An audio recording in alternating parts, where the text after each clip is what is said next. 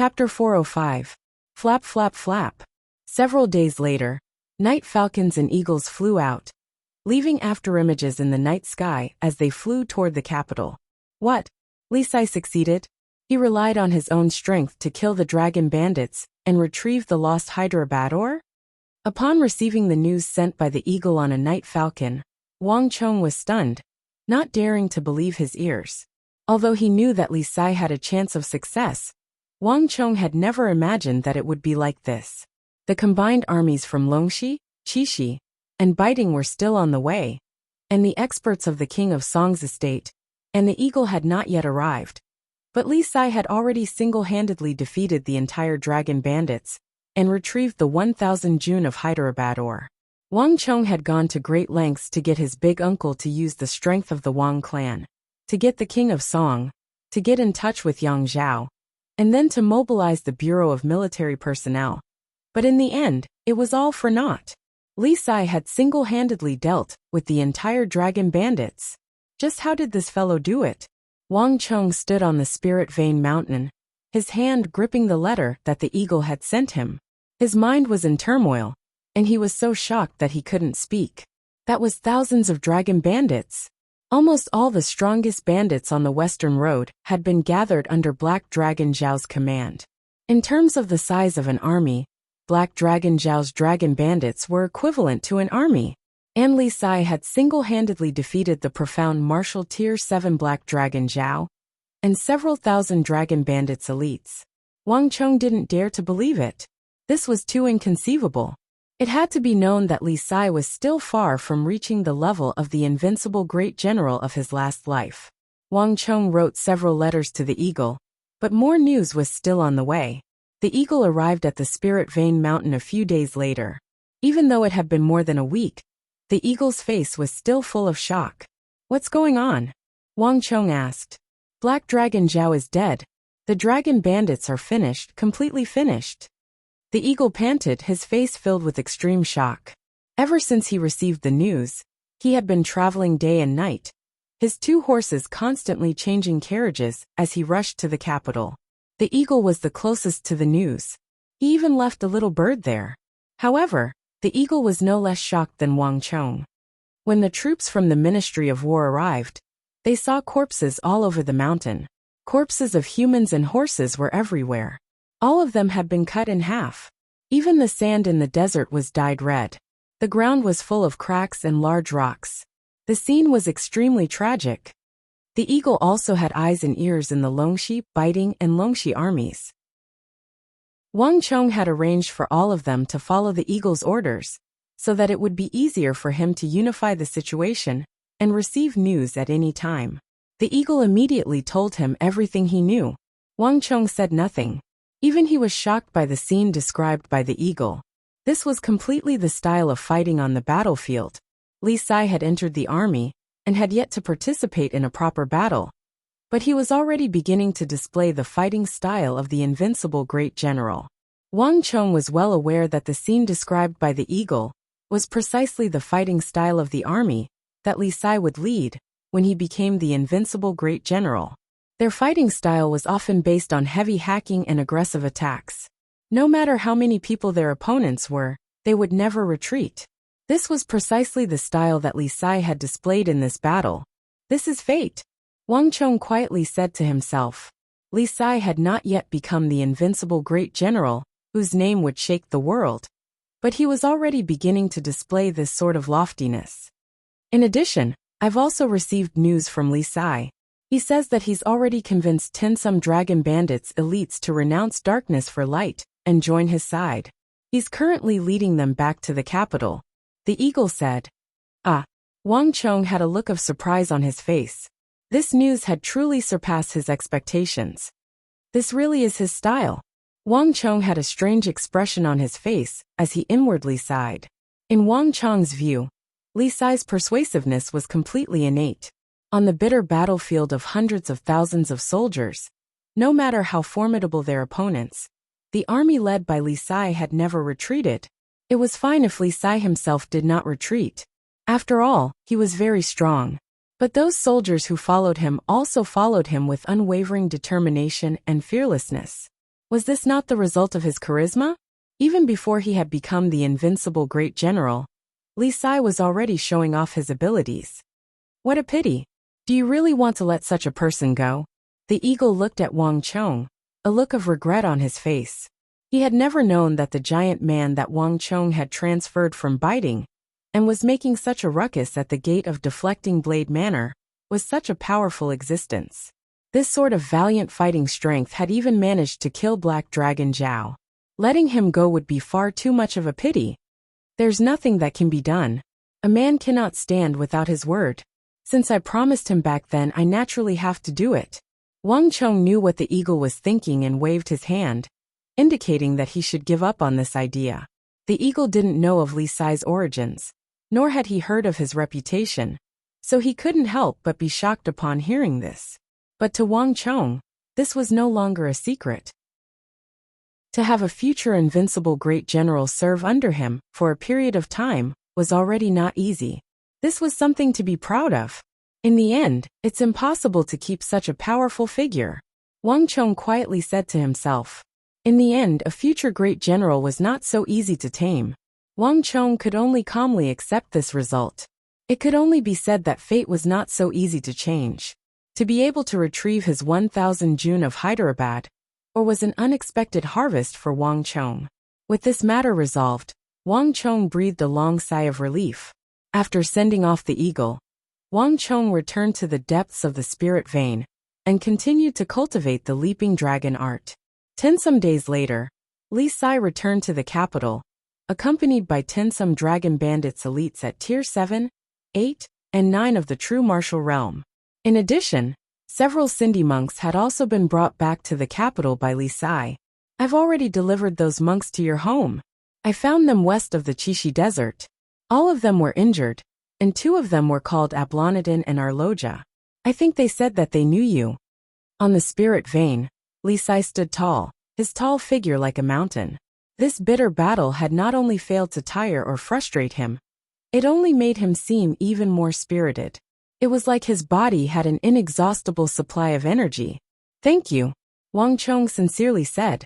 Although he had already learned of the news from the eagle's messenger pigeon, Wang Chong still expressed his thanks. In addition, I've also shipped the Hyderabad or back to the Wang clan. Following your orders, I left a few people to stand guard there. Li Sai said. Wang Chong nodded and tossed over an object the size of a pellet. This is for you. What is it? A hint of surprise flashed through Li Sai's eyes as he subconsciously caught it. A pill. Your injuries from this mission are not light, right? If you swallow it, it can help you neutralize the dark blight. Wang Chong said. Haha, it's just a minor matter. Li Sai laughed and waved his hand, not taking it to heart. His body was much stronger than others, and after so many days, he had mostly recovered, so it was no longer important. Don't be careless. A dike of 1,000 li can collapse because of an ant's hole. No matter how small the injuries accumulate, they can still take one's life. Wang Chong said calmly. Li Sai was indeed powerful, but no matter how powerful he would still be injured. In his previous life, Li Sai's attacks were too ferocious, causing him to neglect his own defense. Coupled with his usual carelessness, all kinds of injuries and hidden injuries kept accumulating. That was why at the final critical moment, he was triggered by the intense battle, causing all kinds of hidden injuries to break out all over his body, causing him to collapse and die. Since he had met Li Sai in this life, he would do whatever he could to help and change the situation. The longer Li Sai's lifespan, the healthier his body would be, and the longer the empire would last. In his previous life, Wang Chong had had enough of the feeling of fighting alone. Also, here's a bag of pills. In the future, swallow a small pill during minor battles. He had swallowed a total of 3 large pellets during the battle. Be careful, and it will be beneficial to you. Wang Chong tossed over a bag. Li Sai stared blankly for a moment, but he still took it. Now that I've taken your pills, I just so happen to have something to give you. Oh! Wang Chong's face was filled with surprise. I found this on Black Dragon Zhao's body. It was stored in a jade box and kept close to his body. It seems to be a treasury. However, I've never been interested in treasure maps. If you're interested, there's no harm in taking a look. But don't get your hopes up. It seems to me that Black Dragon Zhao hasn't made much progress either. As Li Sai spoke, he casually tossed a pouch to Wang Chong like he was throwing away his shoes. Treasure map? Wang Chong blinked, even more surprised. Li Sai wasn't interested in a treasure map. But how could he be interested? In terms of wealth, Wang Chong was truly wealthy enough to rival a country. Even if he really did have a treasure trove, it probably couldn't compare to Wang Chong's. Putting everything else aside, just this 1,000 Jun of Hyderabad, or was already an astronomical amount of wealth. For many great clans, they might not even be able to gather this amount in 100 years. However, something that an ambitious and ruthless person like Black Dragon Zhao kept close to his body could not be as simple as an ordinary treasure trove. Just what is it? Wang Chong curiously opened the pouch that Li Sai had tossed over. When he saw what was inside, Wang Chong was flabbergasted, because inside the pouch was a piece of leather, a leather that Wang Chong had never seen before. It was black and ancient, covered in scales the size of baskets. Wang Chong sensed a powerful ripple of energy from this leather, and almost instantly, Wang Chong sensed danger in his soul. What is this? Chapter 406. This is the skin of a Qilin. In the main hall at the center of the Spirit Vein Mountain, the evil emperor stared at the black beast skin on the table and said something that Wang Chong didn't expect. Qilin skin? Let me take a look. The moment the demonic emperor old man finished speaking, a small and curious hand reached out from the side and grabbed the black hide on the table. Don't! Be careful! The faces of Wang Chong and the evil emperor darkened. They wanted to stop her, but it was already too late. The little sister of the Wang family had always been the type to act on her whims without any warning. Roar! The atmosphere in the hall changed abruptly. The scene that Wang Chong experienced previously appeared once more. Almost at the same time that Wang Xiaoyao grabbed the beast's skin, a loud and clear beast roar filled with a brutal and murderous aura suddenly resounded in the hall. An invisible and violent aura swept across the hall like a raging gale, dragging the three of them into it. Pacta! The beast's skin fell to the ground, and Wang Xiaoyao's hand loosened. Her face was pale, and she looked frightened. I told you not to touch it easily. Wang Chong smiled bitterly. His little sister had always been this rash. This beast's skin was extremely sinister. Just by sitting beside it, he and his master were already assaulted by the mental energy. Given how his little sister touched it with her hands, the impact was unimaginable.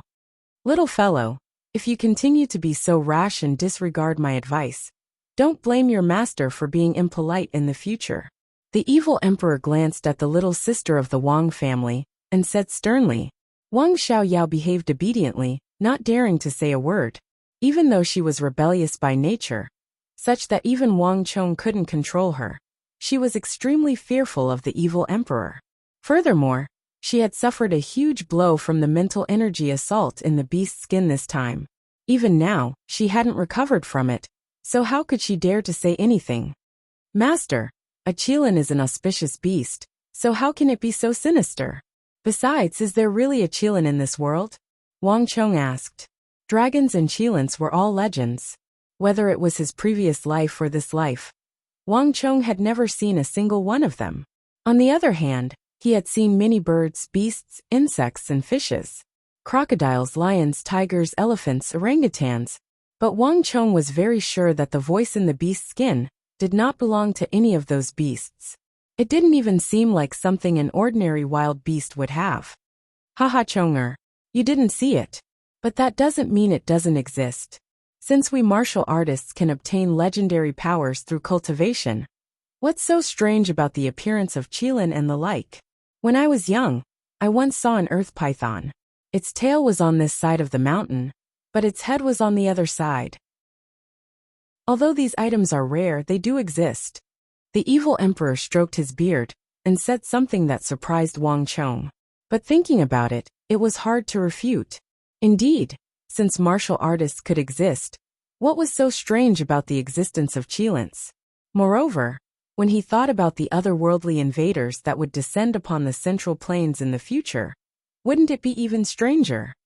Although I have never seen a Qilin, as someone who is well-read, you should know that Qilins did exist in the ancient records. If there is black, then there is white, and if there is good, then there is evil. If there is auspiciousness, then there is naturally evil and darkness. The evil emperor spoke calmly. Wang Chong fell silent.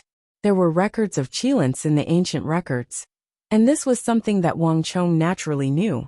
During the spring and autumn warring states period, there was a saying that saints were accompanied by Qilins, and this was even recorded in the history books. But this sort of thing was too unfathomable, and Wang Chong had always treated it as a legend. Until today, when he encountered this beast's skin. However, I don't really care if this is the skin of a Qilin. What I care about is this. As the evil emperor spoke, he extended 2 fingers from his sleeve and grabbed the black Qilin beast skin on the table. But unlike Wang Xiaoyao, after the evil emperor grabbed the beast skin, nothing happened in the room. It was as if it was just an ordinary piece of beast skin. What I care about is the treasure map on this beast skin. The evil emperor flipped the beast skin over, and a completely different treasure map appeared in front of everyone. This was a complicated map filled with mountains and rivers, and there were even some complicated markings that made it impossible for anyone to understand it. It was like a maze. In the world of sex, there is a legend regarding a peerless supreme technique called the Supreme and Infinite Origin Immortal Art. The evil emperor said, Wang. Upon hearing this technique, his little sister was still at a loss, but Wang Chong's heart suddenly twitched. When Li Sai handed this technique to him, Wang Chong didn't feel much about it. But upon hearing the name of this technique, Wang Chong felt completely different.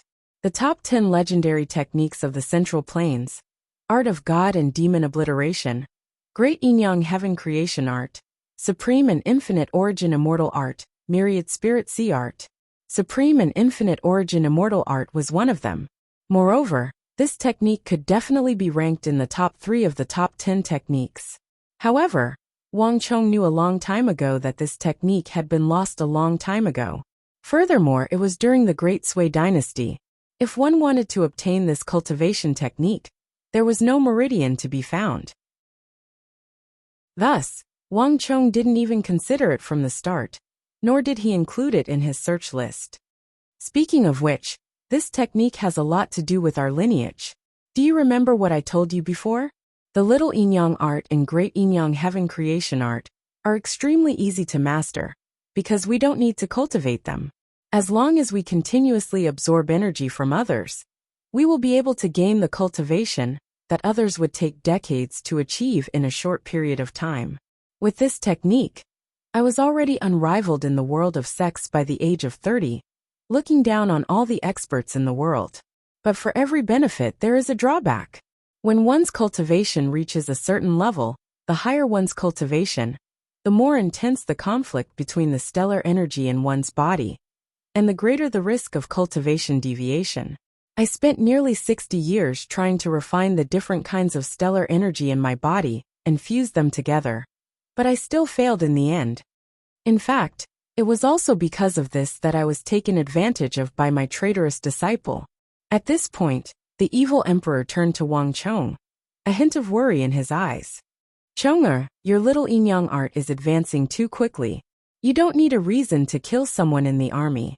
It's even more convenient for you than it is for the people of our sections. This isn't a good thing at all. The evil emperor had personally experienced this, and he had almost died because of it. That was why he had completely given up on this technique and switched to the Myriad Spirit Sea technique. But there was no need to doubt the power of the Great Yin-Yang Heaven Creation Art. As long as one could kill enough opponents and absorb their inner energy for their own use, one could become a top-class expert in the shortest time possible. In this aspect, the Myriad Spirit Sea Art could not compare. The latter was dozens of times more difficult to cultivate than the former. Even if they reached the peak, it would still be equally shocking. Master, be at ease. I know what I'm doing, Wang Chong sincerely said. It's good that you understand. The massive flaw of the Great Yin-Yang Heaven Creation Art is not impossible to make up for. If you can obtain the supreme and infinite origin immortal art, the two can complement each other and make up for the flaws of the great yin-yang heaven creation art. But no one has ever been able to do this. The legacy of the supreme and infinite origin immortal art is too mysterious. It only truly rose to fame during the Great Sui dynasty. Thus, I didn't mention it to you before. This is probably the only clue to this technique in the next several hundred years. The evil emperor looked at the treasure map on the table and sighed. Fate truly made fools of people. If he had obtained this technique earlier, perhaps it would not have been like this. But now it truly was fate that made fools of people. His great yin-yang heaven creation art had already been broken, and even his dantian had been crippled. He had long ago become incapable of cultivating this technique. But how did such an important thing end up in Black Dragon Zhao's hands? Also, what's with this map? Wang Chong frowned. At the end of the Sui, the world was in chaos and heroes rose up. The supreme and infinite origin immortal art probably entered the hands of the common people at that time. Black Dragon Zhao was a tiger blocking the path to the west, and plundering was his duty. Perhaps it was for this reason that he coincidentally obtained the treasure map for this technique. As for this map, I heard a little about it when I was in the martial arts world. It was said that the senior who cultivated the supreme and infinite origin immortal art had drawn his supreme technique on an ancient map that was completely different from the one we have today. That ancient map represented the origin and inheritance of this cultivation technique, as well as the tradition of this cultivation technique. The more you hear about the legends, the fewer you believe them. I never imagined that this legend would be true. The evil emperor sighed. Wang Chong frowned. This was also the first time he had heard of such a thing. Of the 10 top-notch cultivation techniques of the Central Plains, other than Su Jingqian's art of god and demon obliteration, and the demonic emperor Old Man's great yin-yang heaven creation art, the other cultivation techniques were hard to come by. It was not very strange that the supreme and infinite origin immortal art would use the geography of ancient times as a clue to its treasure map. But with the vicissitudes of time, dragons and snakes emerging from the land, the geography of the ancient era was completely different from that of the Tang dynasty. It was basically impossible to find the location where the supreme and infinite origin immortal art was hidden by relying on the diagrams of mountains and rivers on it. Chapter 407. You don't need to worry about this matter. Leave the matter of the supreme and infinite origin immortal art to me. Have your eagle tamer work with me. The demonic emperor elder waved his hand. But master, you. A hint of worry appeared in Wang Chong's eyes as he gazed at his seated master. Although his master's hair had turned from white to black, and he looked much younger, Wang Chong could sense that his mental state was not as good as he had imagined. If he carefully sensed it, he could even sense a sliver of chaotic energy in his body. This was the aftereffect of being ambushed and having one's dantian destroyed. The myriad spirit sea art required a martial artist to cripple their own martial arts. Without destruction, there could be no construction. Only by crippling one's dantian could one form these thousands of small spirit seas in the countless acupuncture points of the body. But the myriad spirit sea art required one to cripple their own martial arts, which was completely different from the evil emperor, who had been ambushed and had his dantian destroyed. The evil emperor had reached a certain level of mastery in the myriad spirit sea art, and his attacks were filled with all sorts of phenomena that ordinary people could not deal with. But because he had been ambushed and his dantian heavily damaged, he couldn't fight for long. If he fought for too long, he would immediately go berserk and die. This was why Wang Chong had never thought of asking his master for help, even though the 1000 June of Hyderabad or had been stolen from Sindhu. Moreover, once his whereabouts were exposed, it would alarm those grandmasters and titans of the martial arts world who had ambushed his master, as well as that traitorous disciple. At that time, these people would swarm over, and not even the Wang clan would be able to protect his master. And once he was swept into a battle between titans of the martial arts world, even the Wang clan would be implicated. Thus, Wang Chong didn't dare to recklessly use his master's power. The area where his master the evil emperor lived had even been designated as a forbidden zone by Wang Chong. Not even Zhao Jingdian and the others could approach. Wang Chong didn't hope that the secret could be kept forever, but he could delay it for as long as he could. The hall was silent. Chong, your master appreciates your filial piety. However, I, your master, have been indomitable all my life and have never feared anything. Do you think I will be like what you think and hide here forever? The evil emperor said. Master, don't worry. I will try my best to help you find a way to completely repair the hidden danger in your dantian. Wang Chong knelt on the ground and said in a deep voice. Haha, it's enough that you have such thoughts. Master knows what to do. The evil emperor patted Wang Chong on the shoulder as a look of relief flashed across his eyes. The evil emperor had dominated the world of sex for his entire life, causing everyone to pale at the mere mention of his name. But in his old age, the evil emperor realized that what he was most proud of was not the fact that he had slaughtered the experts of the righteous and evil sex, but the fact that he had taken in this little disciple in his old age. Whether a person said one thing and did another, whether they were speaking from the bottom of their heart, he was able to sense it. At the very least, he could sense the utmost sincerity in Wang Chong's body. Wang Chong truly cared about him and wanted to help him. The demonic emperor old man was used to the deception of the martial arts world, and this sort of sincere emotion was extremely precious to him. Master has lived for 60 years and has seen and experienced far too many things. I know what can be done and what cannot be done. Moreover, the supreme and infinite origin immortal art is closely related to our lineage's great yin-yang heaven creation art. When I was young, I tried to find it, but alas, my efforts were in vain. If I can find a reliable clue, I cannot let it go no matter what. If we can obtain this legendary supreme art of the righteous path, perhaps our yin-yang fortune gate will be able to truly accomplish what our predecessors failed to accomplish, transcend the realm of peak consummation, and reach an even higher realm. The evil emperor said. His voice was loud and brimming with passion.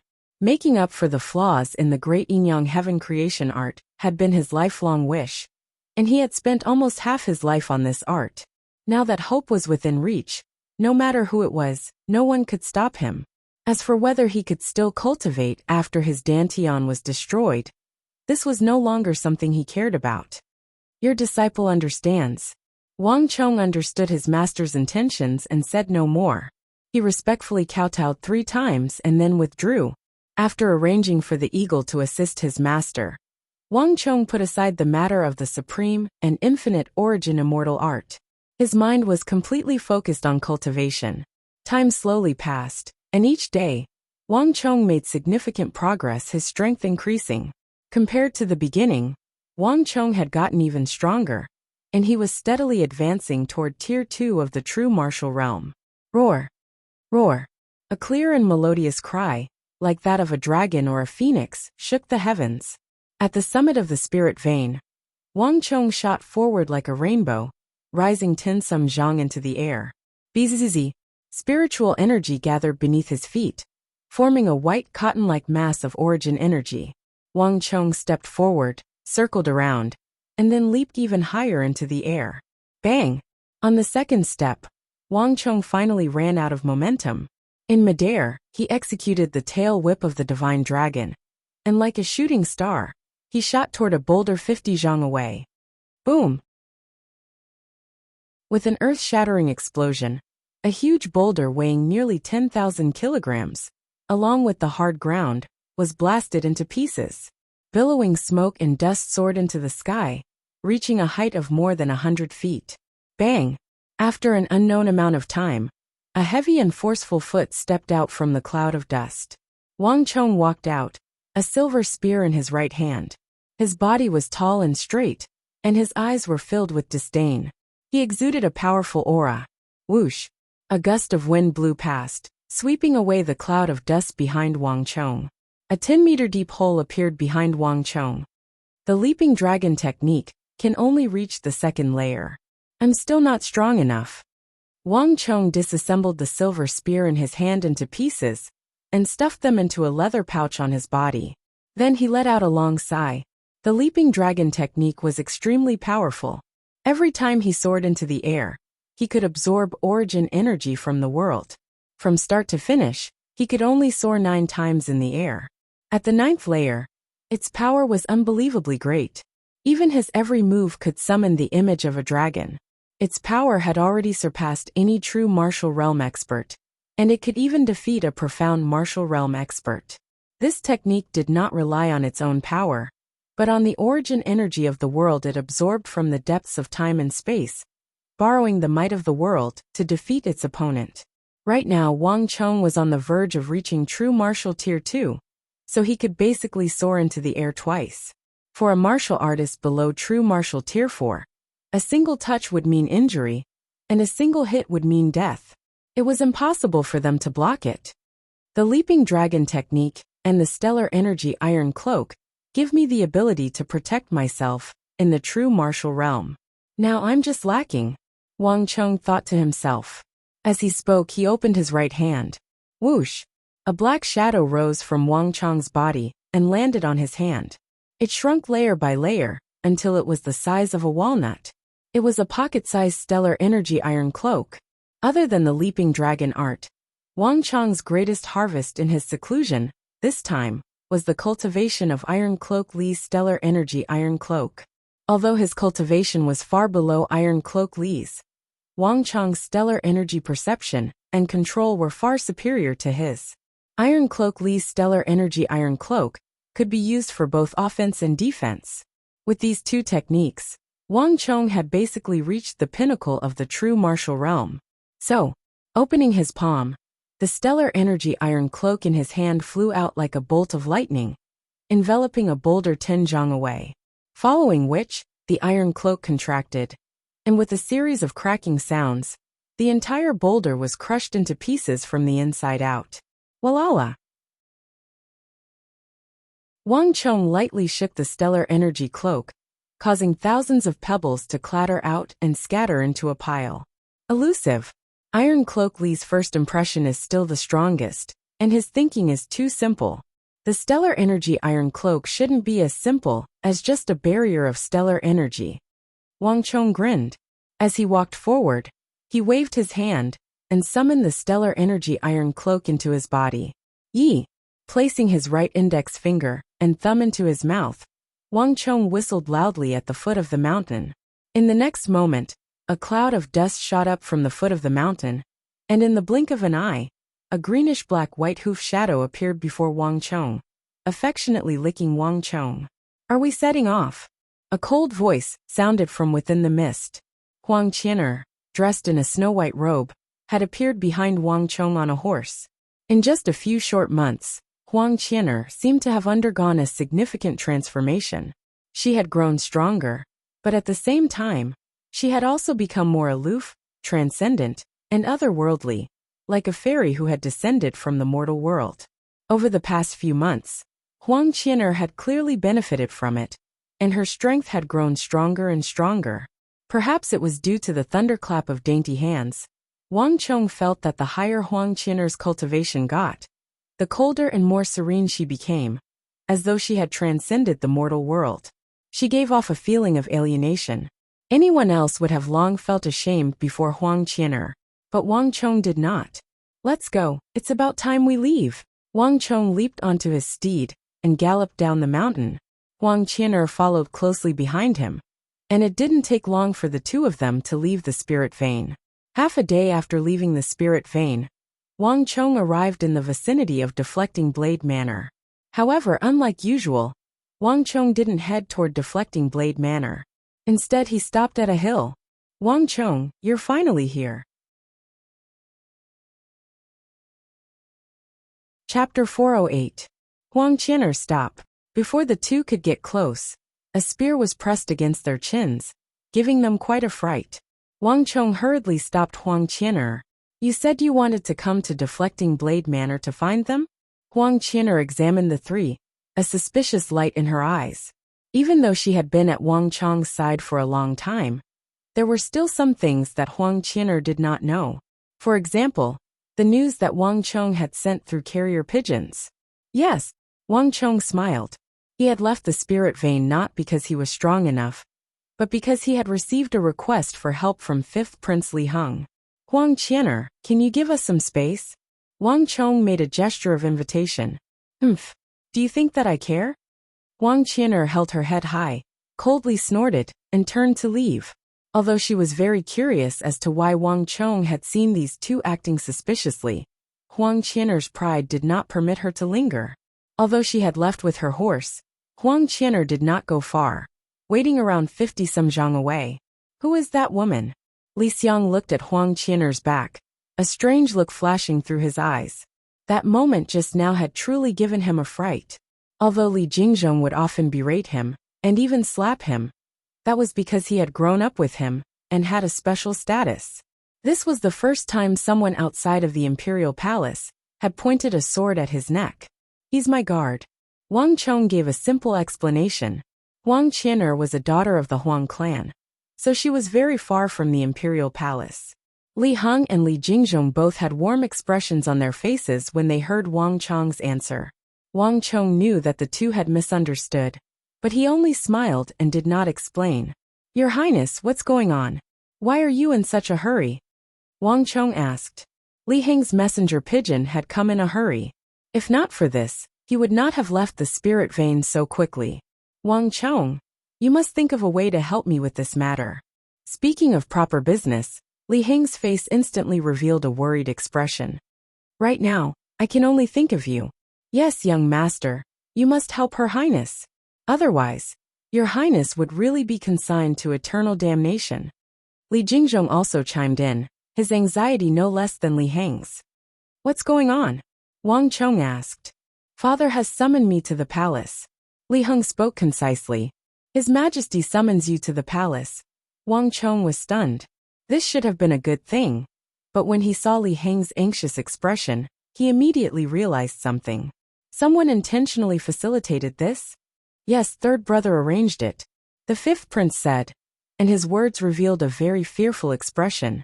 Of all the princes of the imperial clan, the 3rd prince was one of the most feared. He had a strong desire to ostracize others, and would use any means necessary. At the same time, he would never leave behind any evidence that could be used against him.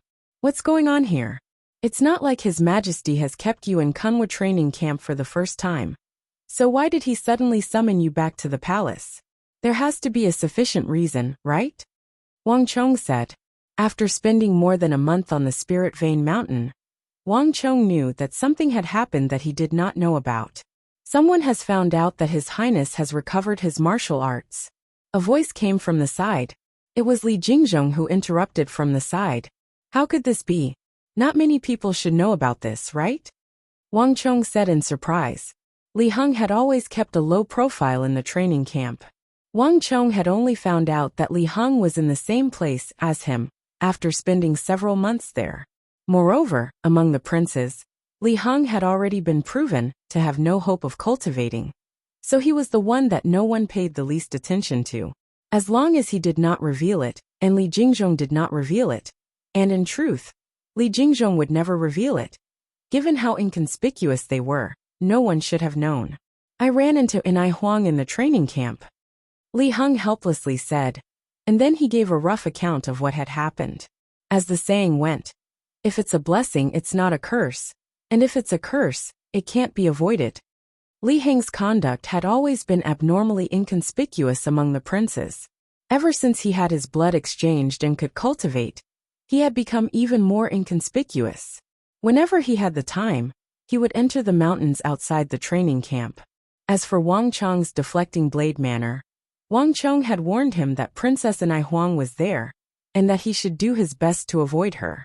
If there was nothing important, he should do his best not to go to deflecting blade manner, and send a messenger. If he had to go, he should do his best to avoid Princess Enai Huang.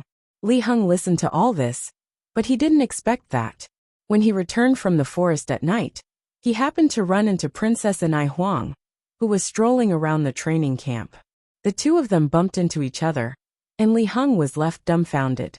Princess Enai Huang's cultivation was much higher than his, and she was accompanied by an unfathomable old nanny who possessed profound martial arts.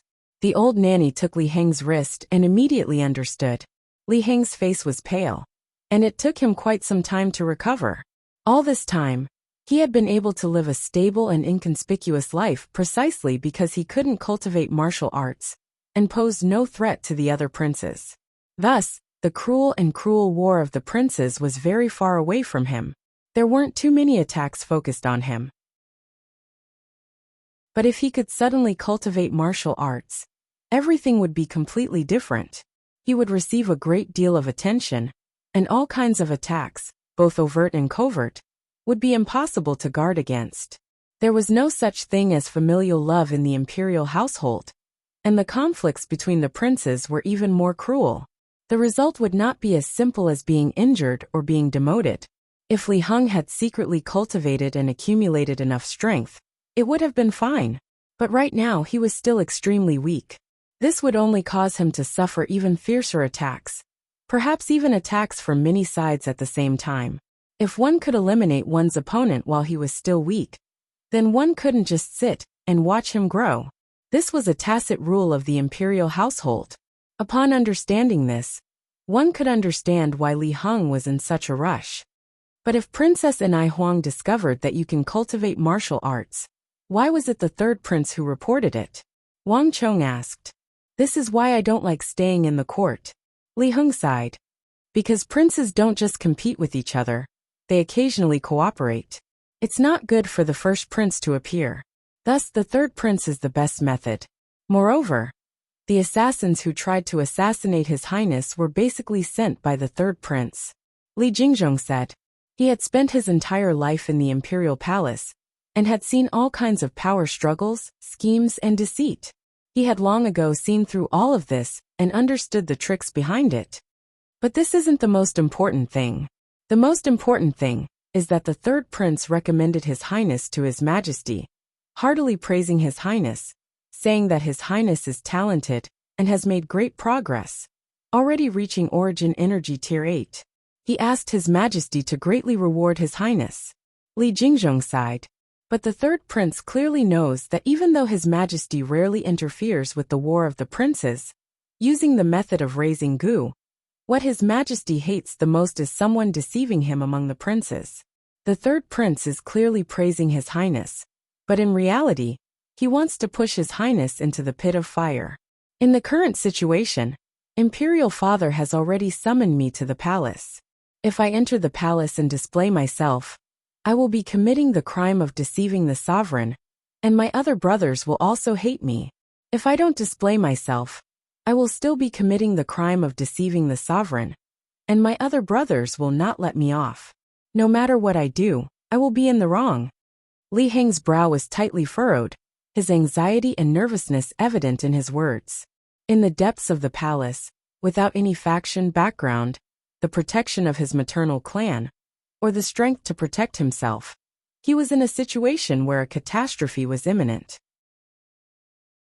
He did not have the strength to resist the princes, but he was simultaneously attracting their hostility and hatred. One could easily imagine Li Heng's situation. In reality, it was already quite impressive that he could maintain his composure and seek out Wang Chong to discuss countermeasures. Anyone else would have long ago been at a loss for what to do. Wang Chong silently creased his brow. The situation before him had already somewhat surpassed his expectations. He had always avoided the war of the princes. This was not his area of expertise. Wang Chong, only you have seen Imperial Father, and it was only after he imprisoned you in the Imperial prison that he released you. In this aspect, only you can help me. Li Heng immediately revealed the true reason for seeking out Wang Chong. A monarch does not go back on his words. The words spoken by the emperor could not be changed. The words of the Son of Heaven could easily be changed by other sovereigns. But it was extremely rare for the Holy Emperor, the Son of Heaven. In the past few decades, the words of the Holy Emperor had basically determined a person's life or death. In all his years in the palace, Li Heng had only heard of a few people like Wang Chong, who had been vilified by the Hu generals and thrown into the death prison, and who had caused such a huge uproar, but had still managed to come out alive. In the end, everyone could see how much the Holy Emperor cherished Wang Chong. There was no doubt about this. Young Master Chong, A sovereign's heart is unfathomable. You were so confident in presenting the memorial, even risking the wrath of the world and His Majesty. So you must have understood His Majesty's thoughts. Young Master Chong, you must not be stingy in saving His Highness.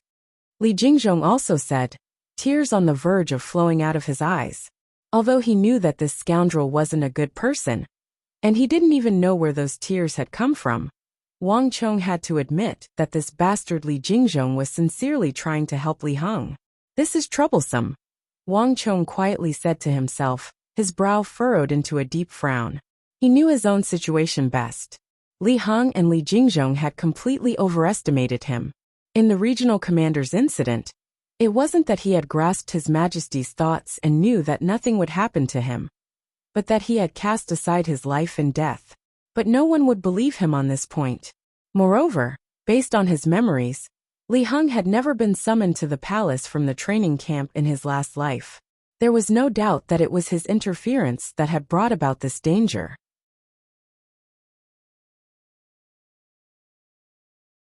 Chapter 409. Li Heng and Li Jingzhong silently looked at Wang Chong, their eyes brimming with anticipation. Even the distant Huang Qianer seemed to sense something, her gaze falling on Wang Chong. When do you need to enter the palace at the latest? I need to enter tonight. I only have 2 hours at most, Li Heng said. Time was tight. If not for this, he would not have been in such a rush to urge Wang Chong. It seems like Big Uncle can't be counted on. Wang Chong's heart sank at Li Heng's words. When he had first received the news of Li Heng's matter, his first instinct had been to seek help from his big uncle. His big uncle had accumulated a great deal of experience in this aspect. Although it was very difficult to guarantee that he would be able to understand the imperial heart, his decades of experience meant that he could at least give a clear suggestion. But the eagle had sent word that something had suddenly happened in the imperial court, delaying his big uncle. He would need at least 4 to 6 hours before he could come out. In other words, he couldn't count on his big uncle at all. Right now, Wang Chong was truly fighting alone. It seems like I can only rely on myself. As Wang Chong thought to himself, his brow creased tighter and tighter. This matter was very risky. If he did it well, and helped 5th Prince Li Heng escape this calamity, Li Heng would have an enormous amount of trust in him. Coupled with the fact that he had helped Li Heng undergo a blood exchange, he would truly become a member of Li Heng's inner circle. Although this was a small matter, in the future, even if his entire clan went bankrupt, he still might not be able to enter the heart of the future son of heaven of the Tang dynasty and become a member of his circle. There was only one chance. If he succeeded, he would obtain Li Heng's absolute trust and become an important minister, just like his grandfather. But at the same time, if he failed, Wang Chong would have to pay an enormous price. All his previous efforts, including his contribution to Li Heng's blood exchange, would be written off. At the same time, Li Heng would begin to doubt his abilities and distance himself from him. And the worst thing was that because of him, the fate of the Tang dynasty had been greatly deviated. For example, the Wang clan was not destroyed, the king of Song was not demoted, the regional commander's system was not fully implemented, and he and Yang Zhao had become sworn brothers. Everything was completely different from what he remembered. If all of this could undergo such a massive change, who could guarantee that Li Heng, the future son of heaven, would not truly be buried? These were all things that Wang Chong needed to consider. How can you catch tiger cubs without entering the tiger's den? Maybe it's time for a change. As Wang Chong looked at the expectant and worried Li Heng, a thought suddenly flashed through his mind. The current Li Heng was far from the future son of heaven, brimming with talent and ambition. His experiences in the first half of his life, and Li Jingzhong's influence on him, caused his character to have too many weak elements. That was why when he encountered this kind of situation, he couldn't make up his mind, and the first thing he thought of was to find him. But if he was the future son of heaven, he would never be like this. Rome wasn't built in a day. If Wang Chong wanted to change Li Heng's character, get rid of those weak and indecisive elements, and make him valiant, decisive, firm, and decisive, this was the best chance. Your Highness, do you trust me? Wang Chong suddenly asked. Of course. Li Heng immediately replied after a momentary daze. Wang Chong had basically given him a new lease on life. If Wang Chong didn't trust him, Li Heng would not have come here to find him. Good. Your Highness, once you enter the palace, if His Majesty examines you, do your utmost to perform. You can't hide anything, and you can't cower in the slightest. Wang Chong suddenly said. His eyes were bright and his voice firm. Wang Chong's decisiveness left Li Heng and Li Jingzhong, master and servant, flabbergasted. But wouldn't that make me an enemy of everyone? All my other brothers would definitely view me as a thorn in their side, a thorn in their flesh. Moreover, His Majesty would probably think that I'm deliberately hiding something. Li Heng said in shock. If it's a blessing, it's not a curse, and if it's a curse, it can't be avoided. The fact that Your Highness can cultivate martial arts has already spread. And no matter what Your Highness does, you can't change this fact. Since it's already like this, what use is there for Your Highness to continue hiding? Wang Chong calmly said. But what about Imperial Father? What will Imperial Father think of me? He will only think that I'm a schemer who's deliberately deceiving him. When the time comes, he'll definitely be furious. Eighth brother is a lesson to be learned from. Li Heng said, somewhat fearful and uneasy. Eighth Prince Li Long had once been greatly favored by the Holy Emperor. Although he was ranked very low, he was no less favored than the first prince and third prince. But Li Long had colluded with a minister of the court. Later on, when the matter of that minister was exposed and the eighth prince was implicated, the eighth prince did his utmost to deny any involvement, repeatedly declaring to the Holy Emperor that he had nothing to do with that minister. Later on, the Holy Emperor was enraged and, because of this, banished him to the cold palace and stripped him of his status as a prince. Eighth Prince Li Long was both shocked and afraid, sorrowful and regretful. In the end, he died of depression in the cold palace. This was a matter from 10 years ago. There was no one in the palace who did not know of this matter. All the princes knew that although His Majesty did not care about the conflicts between princes, did not care about the collusion between princes and ministers, he would not tolerate anyone's deceit. There was no consequence worse than deceiving the sovereign, because that was a capital offense. Once one was branded as deceiving the sovereign, it basically meant the end of one's political career. Your Highness, you are wrong. If His Majesty had already determined that you were deceiving him, he would never have summoned you into the palace. He would have long since dealt with you. Summoning you into the palace is proof that His Majesty does not completely trust the third prince, and still has a sliver of hope in you. Moreover, Your Highness, you still do not understand. Every step in the palace is treacherous, and the war of the princes is fraught with danger. Right now, the one who can save you is not me, nor is it anyone else, but His Majesty. Only His Majesty is your greatest backer. Wang Chong sternly said. Imperial Father is my greatest backer? Wang Chong's words left Li Heng and Li Jingzhong dumbfounded. It was obvious that this was the first time they had ever heard someone say these words to them. Your Highness, do you still not understand? Only by obtaining His Majesty's favor can you obtain true peace. As for everything else, whether you hide in the Kunwa training camp or do your best to keep a low profile, you will only be putting your tail in the sand and not a solution. Only His Majesty can truly guarantee your safety. Wang Chong sighed. In truth, if you make good use of this visit to the palace, not only will it not harm you, on the contrary, it will be an excellent opportunity for you to show off in front of His Majesty and gain his favor. Even though Wang Chong didn't have much experience in dealing with political affairs, he didn't think too much of it. However, Wang Chong was someone who had read many history books. He had a clear understanding of the nature of the War of the Princes that others could not reach. In the end, the War of the Princes was a struggle between a group of people surrounding a single person. And this person was the Holy Emperor, the Son of Heaven, who reigned supreme in the court.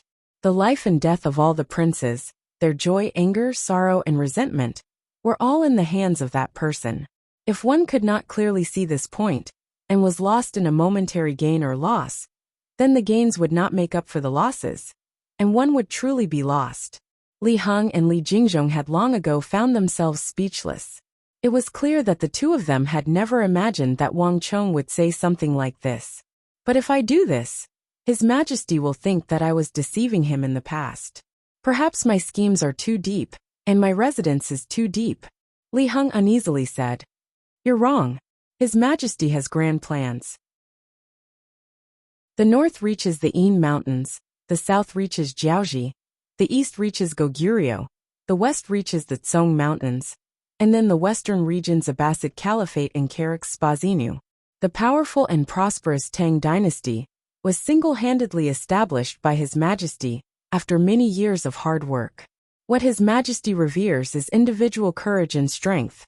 If Your Highness continues to cower and cower, then you will truly be running in the opposite direction, seeking fish from a tree. If Your Highness can display your true strength and show your desire to advance, I believe that not only will His Majesty not blame you, he will even view you in a new light. Wang Chong sternly said. His thoughts were becoming clearer and clearer. The current Son of Heaven was a valiant sovereign who revered strength. The appearance of so many great generals on the border was the best embodiment of the Son of Heaven's valiance. As long as one knew the sovereign's heart and did what he liked and appreciated, it was fine. Although the sovereign's heart was hard to fathom, the sovereign's will could be seen. It was ever-changing but always the same. It was like how fog obscuring the eyes, but as long as one knew the direction, one would never get lost. This was Wang Chong's first attempt to intervene in the most dangerous struggle for Crown Prince of the Central Plains. Wang Chong was well aware that once one took the first step, one could never turn back. Your Highness, just think about His Majesty's path to the throne, and you will understand. His Majesty's every step was taken through blood and fire. Without formidable martial strength and firm will, it would be impossible for him to reach this step. If Your Highness continues to cower and yield, do you think that His Majesty's insight will be of any use? Wang Chong had been observing Li Heng's reaction this entire time, and he knew that these words alone would not move him. So he added a little more fuel to the fire. As expected, upon hearing Wang Chong's final words, Li Heng's body trembled, and his expression immediately changed. There was practically no prince who did not know of the history of the Holy Emperor's insignificant days. The coup d'état before his ascension to the throne was even more legendary. As a child, Li Heng had heard of it, so he was naturally very familiar with it. In Li Heng's heart, his imperial father was a godlike existence. Wang Chong's words had finally had an effect on him. Your Highness, you no longer have a path of retreat. Only by moving forward and actively displaying yourself will you have a sliver of hope. This is your only chance. Wang Chong said. But if this happens, Your Highness will truly become everyone's target. In the palace, Your Highness will have no one to rely on, so you won't be able to resist the other princes. If your performance is too dazzling, the other princes will want to get rid of you even more. Li Jingzhong said with an uneasy expression. Chapter 410. Wang Chong couldn't help but glance at him. Although this fellow was sinister and cunning, his words weren't without reason. I can think of a way to contact Consort Taizhen for you.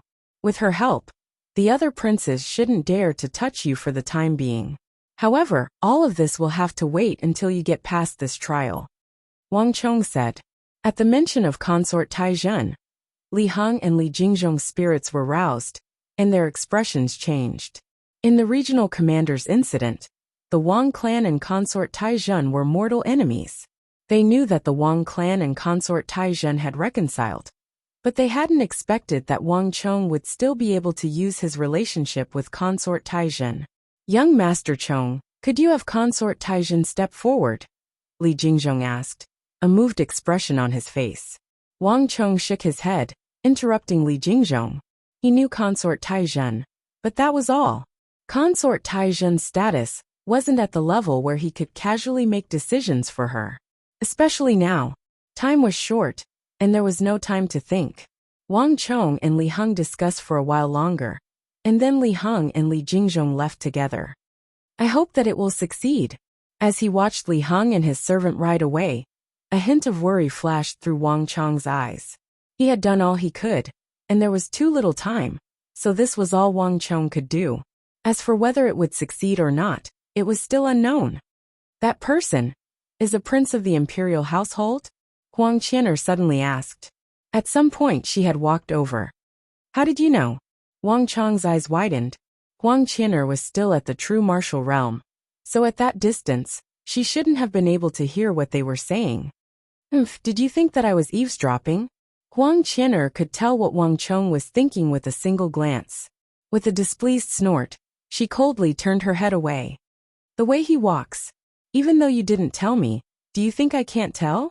That's the gait of the princes and princesses in the palace. The atmosphere suddenly became a little stiff. A light breeze blew past, and Wang Chong felt a chill run down his spine. He felt an indescribable awkwardness. This woman was far smarter than he had imagined. Cough, cough. Wang Chong had just coughed a few times when Huang Qian'er interrupted him. There's no need to explain. Tell me, where are we going next? Huang Qian'er said mercilessly with a cold expression. This was the first time Huang Qian'er had displayed such an overbearing attitude in front of Wang Chong, and it was clear that she was somewhat dissatisfied with Wang Chong's request for her to retreat. Wang Chong rubbed his nose, knowing that he was in the wrong. He laughed bitterly in his heart, and did not argue with her. However, Huang Qian'er's words had reminded him of something. In terms of time, it should be about time. Wang Chong raised his head, his gaze sweeping across the sky. This sudden action also attracted Huang Qian'er's attention, and she also raised her head to look at the sky in astonishment. A few moments later, a massive rock eagle flapped its wings and flew over from the western horizon. Wang Chong extended his right hand and caught the rock eagle, after which he took the letter from its leg. As expected, Wang Chong nodded, as if he had expected this. After reading the contents of the letter, Wang Chong crushed the paper into powder, allowing it to fall through his fingers. Let's go to the capital. Saying so, Wang Chong leaped onto the back of his steed. We're not going to Deflecting Blade Manor. Huang Qian'er was surprised, and she subconsciously glanced at the nearby Deflecting Blade Manor. This place was probably only a few kilometers away from Deflecting Blade Manor. We're not going, because we have other things to do. Wang Chong grinned, but he was thinking back to the training camp trial from several months ago. At the time, Wang Chong had captured that Arab, and Li Zangqi had mentioned that a mysterious group of Uzun had incited them to go on a rampage and plunder. Now that so much time had passed, it was about time to put an end to this matter. Hiya!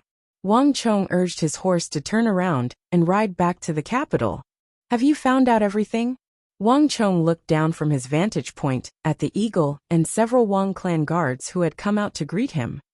I found out everything. The eagle lowered his head respectfully. All of the arrows point to the Uzun diplomatic mission in the capital. In addition, I secretly brought Li Zangqi to their embassy to confirm the matter. And Li Zangqi also identified a few of the Uzun guards as the mysterious Uzun experts who appeared in their stronghold back then. Li Zangqi was the bandit leader who had told Wang Chong about the Iron Cloak Highwayman. In addition, according to the information we've found, the leader of the Uzun diplomatic mission is the Uzun First Prince. He has already been in the capital for more than 3 months now. Li Zangqi said, The Uzun First Prince? Wang Chong frowned, and a contemplative look appeared in his eyes. A moment later, he seemed to have thought of something, and he suddenly chuckled. He knew who this Uzun First Prince was. Of the princes of the Uzun Empire, this was the one who actively advocated war against the Tang dynasty. Almost all of the decisions related to the Tang dynasty had this Uzun First Prince in it. But ironically, the next Senpo of the Uzun Empire wasn't this fervent prince who was determined to defend his empire and felt that he deserved to inherit the throne. Moreover, if Wang Chong's guess was right, this earnest, aggressive, and arrogant first prince was probably already stirring up something else in the capital. Where is that first prince? Wang Chong asked concisely. Northern City. The eagle immediately replied. Let's go.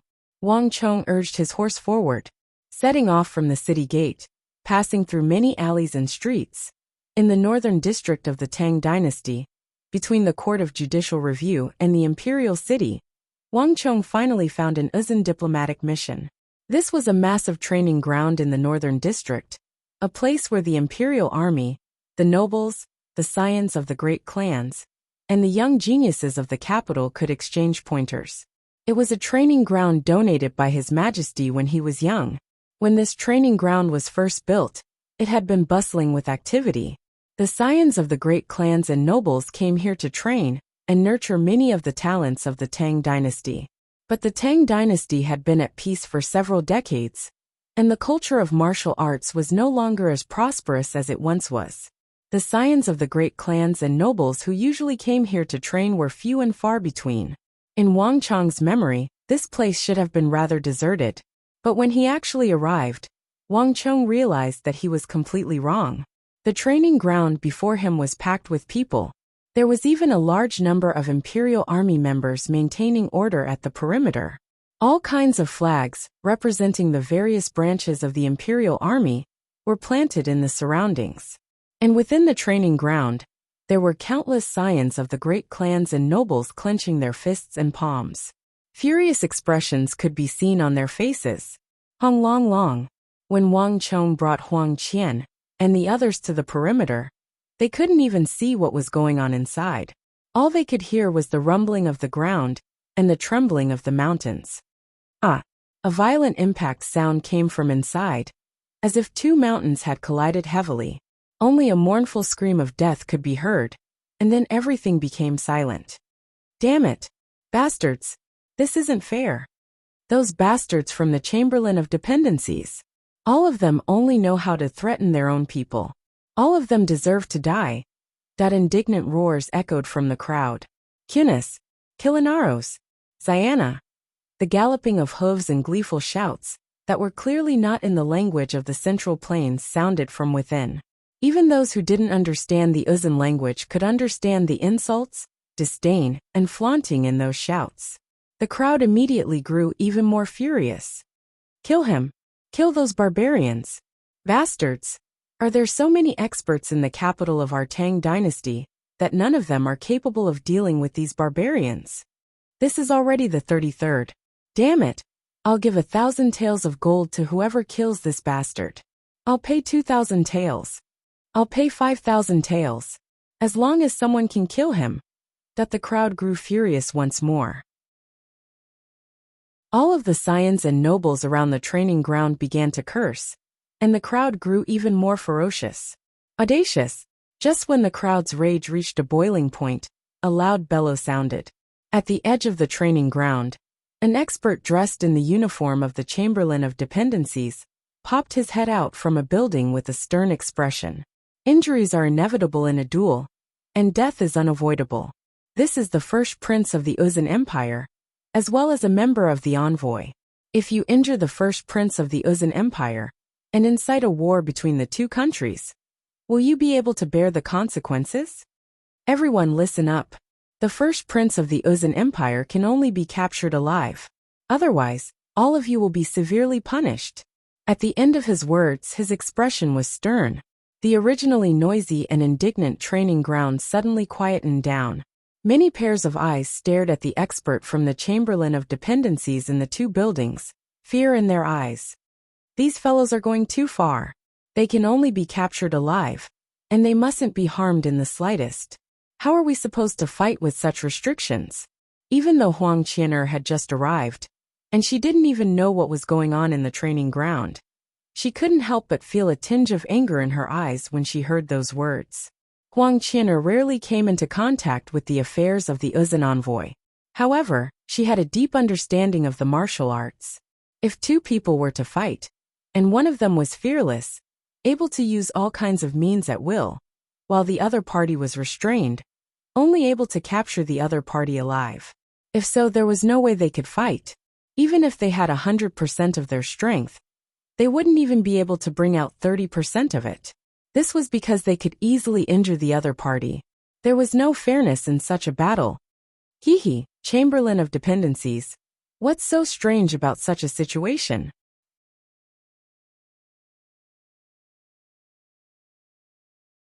Chapter 411. In the Empire, the reputation of the Chamberlain of Dependencies had long ago been tarnished. The Chamberlain of Dependencies was tasked with receiving foreign countries and handling matters of etiquette. It only needed to answer to the Son of Heaven. It had little interaction with the nobles, the scions of the great clans, or the common people. Thus, the Chamberlain of Dependencies tended to favor the foreign countries. Wang Chong was not at all surprised that the Chamberlain of Dependencies would appear in a place like this. Buzz! As he was speaking with Huang Qianer, the crowd began to stir.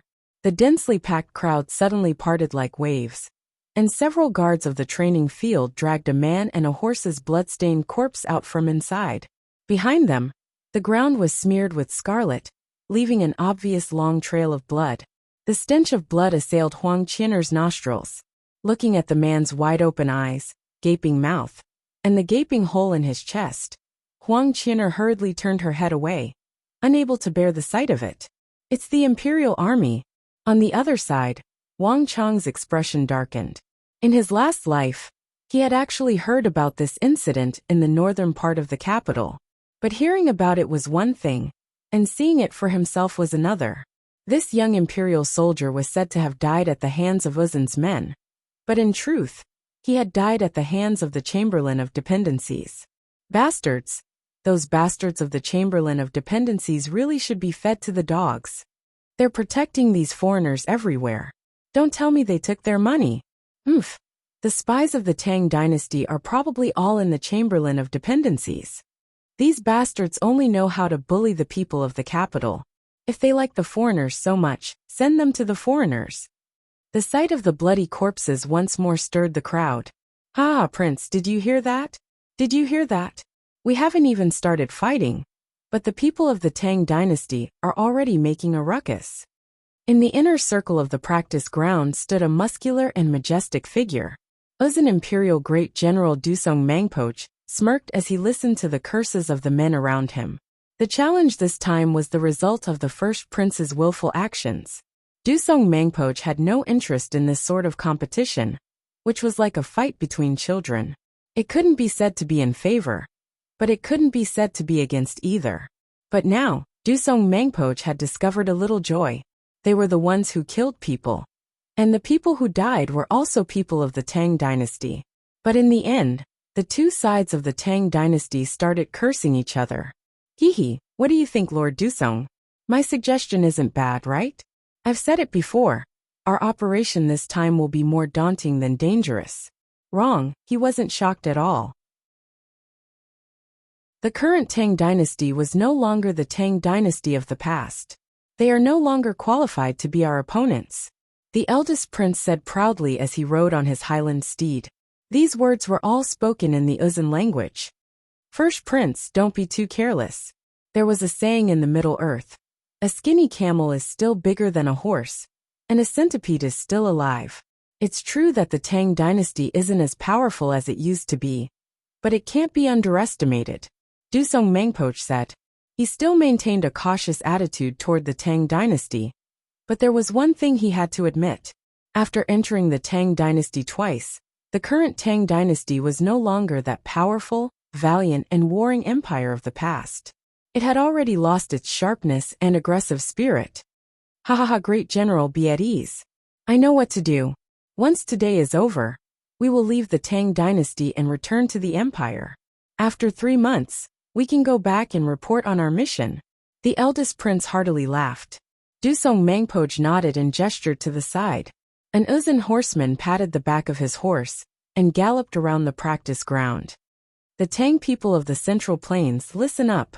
First Prince has said that the experts of your Central Plains can't even take a single blow. Don't say that we Uzin look down on you, but is there anyone else? Is there anyone in the younger generation of the Central Plains who can fight? First Prince will give you one more chance. If there is no one who will fight, First Prince will leave. The Uzin horseman galloped, but this time, he was not speaking in Uzin, but in the language of the Central Plains. His voice was shaky and his accent strange, but everyone could understand what he was saying. Boom! The unbridled voice of the Uzin soldiers once more set the crowd abuzz. It had always been the Tang dynasty who bullied others, even if the Uzin soldiers had bullied them to their doorstep and acted so impudently in a place like the capital. A few people were already stamping with rage. Fight! Everyone hurry and fight! Is there a formidable expert? Hurry and capture him. The crowd began to look around. A few of the more powerful scions immediately found it hard to hold back, but just as they were about to walk out, they were pulled back by their clansmen. You're crazy. That's the first prince of Uzun we're talking about. The Chamberlain of Dependencies is a small matter. But if you really injure the first prince, and incite a war between the Uzun and the Tang dynasty, can you bear the consequences of this? Can your clan bear the consequences? Bastard! Are you trying to bring about the destruction of our clan for your own selfish desires? That stern look on his face cooled down the passion that had just been boiling. In the crowd, some of the more powerful scions immediately stopped in their tracks. Standing at the periphery of the crowd, Wang Chong listened and watched, and a hint of worry flashed through his eyes. A single first prince of Uzun couldn't shake the foundation of the Tang dynasty, and a single imperial army expert wasn't enough to deal a heavy blow to the empire. Frankly speaking, even the Chamberlain of Dependency's policy of flattering the enemy wasn't enough to affect the outcome of a single battle for the Tang dynasty. These were all insignificant matters in the capital. What Wang Chong was worried about was something else: the human heart. When a person was wounded by a saber and a sword, blood would flow out, and it would be visible very quickly. It was impossible to see the trauma of the human heart. Rome wasn't built in a single day. The collapse of an empire wasn't something that happened overnight. Before anything fermented, there would always be subtle signs. And the human heart was the source of all these signs. When the people from the Chamberlain of Dependencies issued these orders, they didn't know how much of a blow this matter had dealt to the people of the empire. These spectators, who had backed down due to their apprehensions, also didn't know how much of a blow this matter had dealt to the people of the empire. Only after this incident, many years later, when they looked back, would they suddenly realize how great of a wound this matter had dealt to the hearts of the people of the empire. There had never been a person who could kill and injure so many people in a strategic location like the capital, and still leave successfully. And in the entire Central Plains, beneath the feet of the Son of Heaven, there wasn't a single person who could defeat him. Challenges from foreign countries, and who had happened before in the capital. But this was the first time that a foreigner had won a complete and overwhelming victory in a challenge to the Central Plains. This was a complete humiliation to the Tang dynasty. The people of the Tang dynasty were proud, so this matter dealt an even greater blow to the hearts of the people of the empire. Although First Prince Uzun had used his identity as a factor, and the Chamberlain of Dependencies was also a factor, once this matter spread, those who heard it wouldn't know any of this. They would only know that, beneath the feet of the Son of Heaven, where all the geniuses and elites of the Tang dynasty had gathered, so many people had been unable to deal with a single Uzun. The hearts of the people had suffered a deep setback. Coupled with the subsequent defeats, the once proud, dignified, and self-confident people of the Tang dynasty had been beaten to the bottom of the valley. They were filled with lack of confidence, even inferiority, and even self-doubt. With the hearts of the people scattered, this was the true collapse of the empire. This also made Wang Chong's heart ache. There was a deep reason why Wang Chong had run over to deal with the Uzun instead of the fifth prince's matter. When he first heard about the matter of the Uzun diplomatic mission, Wang Chong already had his suspicions. And the eagle's words only confirmed his suspicions. "The eagle, is my armor ready?" Wang Chong suddenly said from his horse. "It's ready." The eagle nodded and solemnly said, "According to young master's orders, I've already had the Zhang clan ship it over." Wang Chong gave a slight nod, a satisfied look in his eyes. After several months, the massive deep-sea Xian metal gate that had been discovered in the base of the Iron Cloak Highwayman had finally been successfully shipped back to the capital, to the territory of the Zhang clan. The capital's Zhang clan attached great importance to this 7,000 to 8,000 gene deep-sea Xian metal gate. When they were transporting the Iron Gate, they sent elders to escort it. When it arrived at the capital's Zhang clan, they had even gathered the most elite swordsmiths of the clan's elders to personally oversee this matter. Even the head of the Zhang clan was involved. A strategic material like deep-sea Xian metal was no trifling matter. Not to mention, what Wang Chong had discovered was 7,000 to 8,000 gene, enough to forge 70 to 80 sets of deep-sea Xian metal heavy armor. In any empire, this sort of material was of great importance and couldn't be underestimated. If not for Wang Chong, even the capital's Zhang clan wouldn't have the right to come into contact with this material. Thus, it was easy to imagine how much importance the Zhang clan placed on this matter. The head of the Zhang clan personally supervised the forging of the first set of armor for Wang Chong's personal use. Wang Chong's original intention was to just forge a set of armor. However, the head of the Zhang clan sent a letter saying that he would use the best swordsmiths and find the best inscriptionists to add the best and most sturdy inscriptions to Wang Chong's armor. This was to show the respect and sincerity the Zhang clan had for Wang Chong. Chapter 412. What are you planning to do? A voice suddenly sounded from the side. Huang Qian'er looked at Wang Chong warily. She had been by Wang Chong's side all this time, so she had heard the conversation between Wang Chong and the eagle loud and clear. Hehe, I'm just doing what I should. Wang Chong sat on his horse and replied calmly. Seeing the disciples of the Zhang clan approaching from afar, he hurriedly beckoned them over. You aren't a match for him. You saw that Imperial Guard too. His cultivation was higher than yours, but he still died at the hands of that Uzun first prince. Huang Qian'er was extremely wary of Wang Chong's actions. Her mission was to ensure Wang Chong's safety, not to send him to his death. That person isn't someone you can deal with. You underestimate me too much.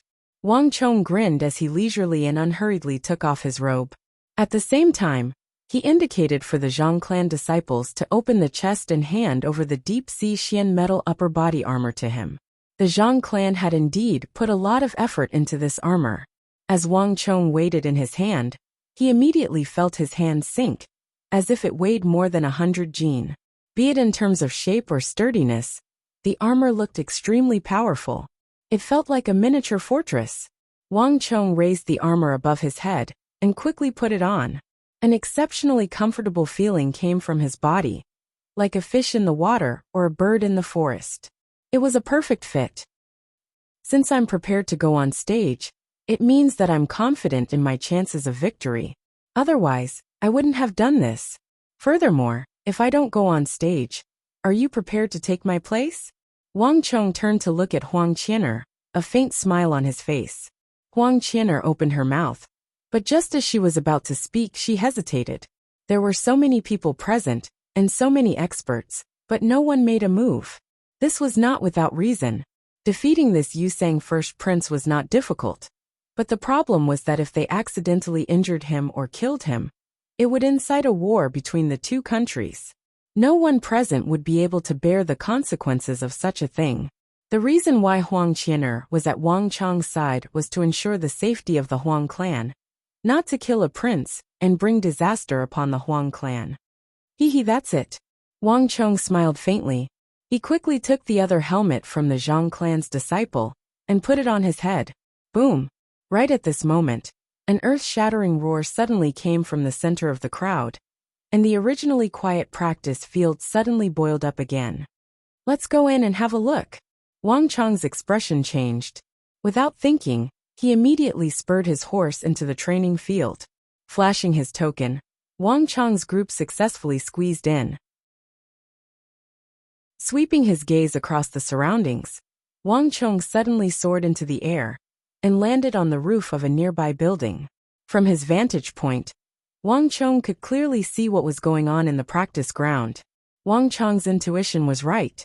In the end, there was still someone who could no longer hold back his anger and charged into the training field. Come, foreign barbarians, today, I'll let you know the prowess of the Central Plains. On the massive training field, a furious voice reverberated in the air. Galloping, Wang Chong could see a fully armored young man wielding a large spear. He was currently charging at the Tibetan crown prince, his horse stirring up a thick plume of smoke as he thrusted it toward the Tibetan crown prince. His aura was unstoppable, as though he was unstoppable. But in the next moment, the crowd broke into an uproar, and an infuriating sight occurred. Under the watchful eyes of the crowd, a figure galloped forward. The first prince of Uzun didn't dodge. Instead, he charged straight at the tip of the spear of the scion, as though he was courting death. Bastard. The scion was taken aback. His goal was to teach the first prince of Uzun a lesson, not to kill him.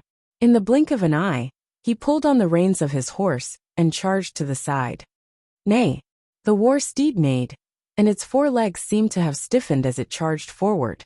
Gee, there was a flash of blood. Before the scion could do anything, his chest was struck by a saber, and blood spurted out. Despicable, shameless. He's using this move again. What kind of ability is this to use such shameless methods? Do these Uzun barbarians even know the rules? He's doing this because he knows that we don't dare to hurt him. That bastard. To think that the great first prince of Uzun would be like this. In the training field, everyone was furious when they saw this scene. Hee, in a war between 2 countries, the weak are prey to the strong, and the winner is king. That's how it is between countries, and it should be the same in a contest of martial arts. What do you mean by stopping when the time is right? Benevolence, righteousness, propriety, and wisdom. It's ridiculous for the Central Plains to have such a rule. I didn't ask you to give way to me. Who can you blame if you want to do this? On the other side, the first prince of Uzun turned his horse around. Listening to the crowd's furious curses, he sneered in his heart, but he didn't care.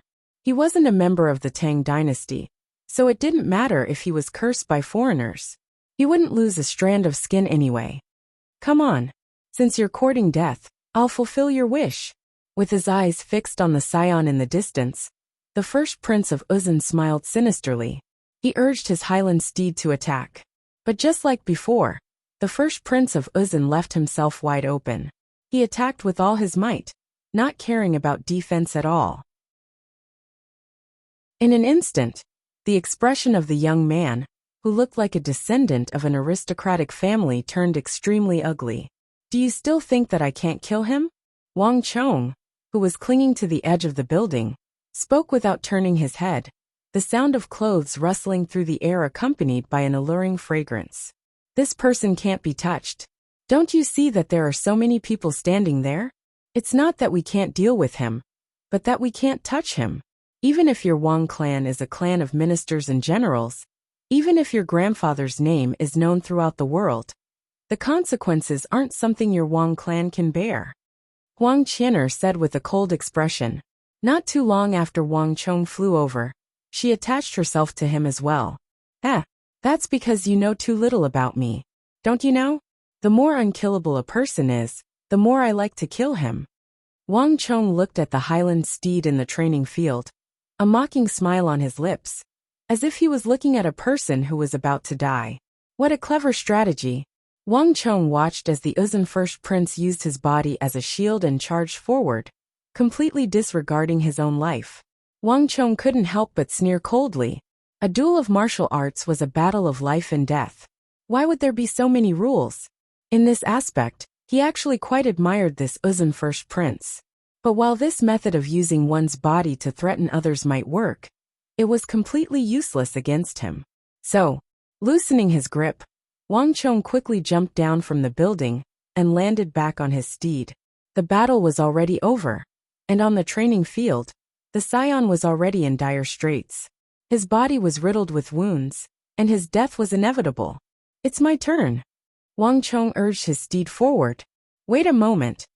Huang Qian'er jumped down from the building and was just about to stop Wang Chong when the eagle stopped her. Young miss, don't worry. Gongzi has a clear goal in his actions, and he would never do something that he isn't confident of. Naturally, he has his reasons for making a move. I hope that young miss can maintain her trust in Gongzi, the eagle said solemnly. The operation of the Gogrian assassins had already forged the eagle's absolute trust in Wang Chong. Furthermore, the eagle's trust wasn't that blind either. Wang Chong was wearing a deep-sea Xian metal armor that was the bane of master archers, and there were a large number of toughening inscriptions inscribed on it. Even a full-powered arrow from a master archer wouldn't be able to pierce through it. Needless to say, the swords and sabers of the Uzun. On top of that, the eagle wasn't a foolhardy individual either. He had already mobilized a master archer outside to await his orders. If anything were to happen, Wang Chong's deep-sea Xian metal armor and the master archer's arrows would be more than enough to save him. On the training ground, Li Chun had never imagined that he would exhaust his stamina to such an extent in just a few short exchanges. Large beads of sweat dripped down from his forehead, nose bridge and chin. Salty sweat seeped into his eyes, blurring his vision. The small spear in his hand felt unprecedentedly heavy. The pungent scent of blood wafted into his nose. Li Chun knew that this blood was all his. Bastard! Li Chun clenched his teeth and cursed in his heart. He suddenly felt a tinge of regret. Not for his arrogance, but for underestimating the other party's shamelessness. In the past few days of challenges, the other party had grasped the mentality of the crowd, and he had grasped the advantage of the Chamberlain of Dependencies. He had been using his body to block, to knock, to stick, to snatch. In any case, he was using all sorts of self-harming methods to make Li Chun hesitate. On the other hand, he was using his full strength, resorting to all means. This wasn't a fair fight. Li Chun also knew that he couldn't hold on for much longer. What flowed out of his body was not only his blood, but also his stamina and stellar energy. Li Chun wanted to end this, but with so many people watching, he couldn't easily back down. Moreover, his strong pride wouldn't allow him to do so. Enough! Go down! Just as Li Chun was feeling extremely tormented and finding it hard to persevere, a voice suddenly came from the crowd. With the clatter of hooves, a fully armored figure suddenly spurred his horse out from the crowd. Wang Chong dismounted from his white-hoofed shadow. Clad in deep-sea Xian metal armor, he was armed to the teeth. Wielding the silver spear made from Wuxia steel, he slowly spurred his horse towards the training ground. Bzzz. In that instant, the huge training field suddenly quietened down. After Wang Chong appeared, everyone simultaneously let out a long sigh of relief. Chapter 413. Ha! On the other side, the first prince of Uzun sneered. The battle was already nearing its end. He was about to enjoy the joy of victory. How could he be disturbed by a single person's words? Nay! The war horse neighed. The first prince of Uzun became one with his horse, turning into a cloud of dust as he charged straight at Li Chun. Wang Chong sneered, as if he had already expected this. He straightened his right hand. Boom! The next moment, it was as if a clap of thunder had streaked across the sky. A thick iron arrow streaked across half of the training ground, brushing past the first prince of Uzun's horse and stabbing into the ground. Nei's highland steed neighed and reared. On its back, the first prince of Uzun had an extremely ugly expression. Bastard! Before the first prince of Uzun could launch an attack, an angry roar suddenly erupted from the golden-roofed building at the edge of the training ground. Wang Chong's arrow had not injured the first prince of Uzun, but it had angered the official from the office of the Chamberlain of Dependencies. Where did this bastard come from? Did you not understand what I said? Do not harm Prince Uzun. Do not harm Prince Uzun. Are you deaf? If a member of the diplomatic mission is injured, it will cause a dispute between the two countries. Which bastard are you from? Are you ignoring the words of the office of the Chamberlain of Dependencies? The official from the office of the Chamberlain of Dependencies was furious. They had already warned him time and time again, and had even sent imperial soldiers to stand guard here. Who would have thought that someone would not listen to them? Guards! Hurry and take him away! At the edge of the railing, the official stretched out his index finger and pointed at Wang Chong. His face was ashen as he shouted. The crowd at the edge of the training ground was in an uproar. Several imperial soldiers immediately rushed towards Wang Chong. On the other side, the first prince of Uzun also had an ugly expression. That arrow just now had not been merciful. Had it not been for his quick reaction, he would have been shot. Sharpshooter, the eldest prince of Uzun, turned his head abruptly and glared fiercely at Wang Chong, who was standing at the edge of the training field. His hatred was instantly attracted to Wang Chong.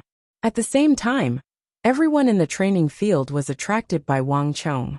I've said it before, this battle is over. Even if you pretend not to understand, then I'll say it again.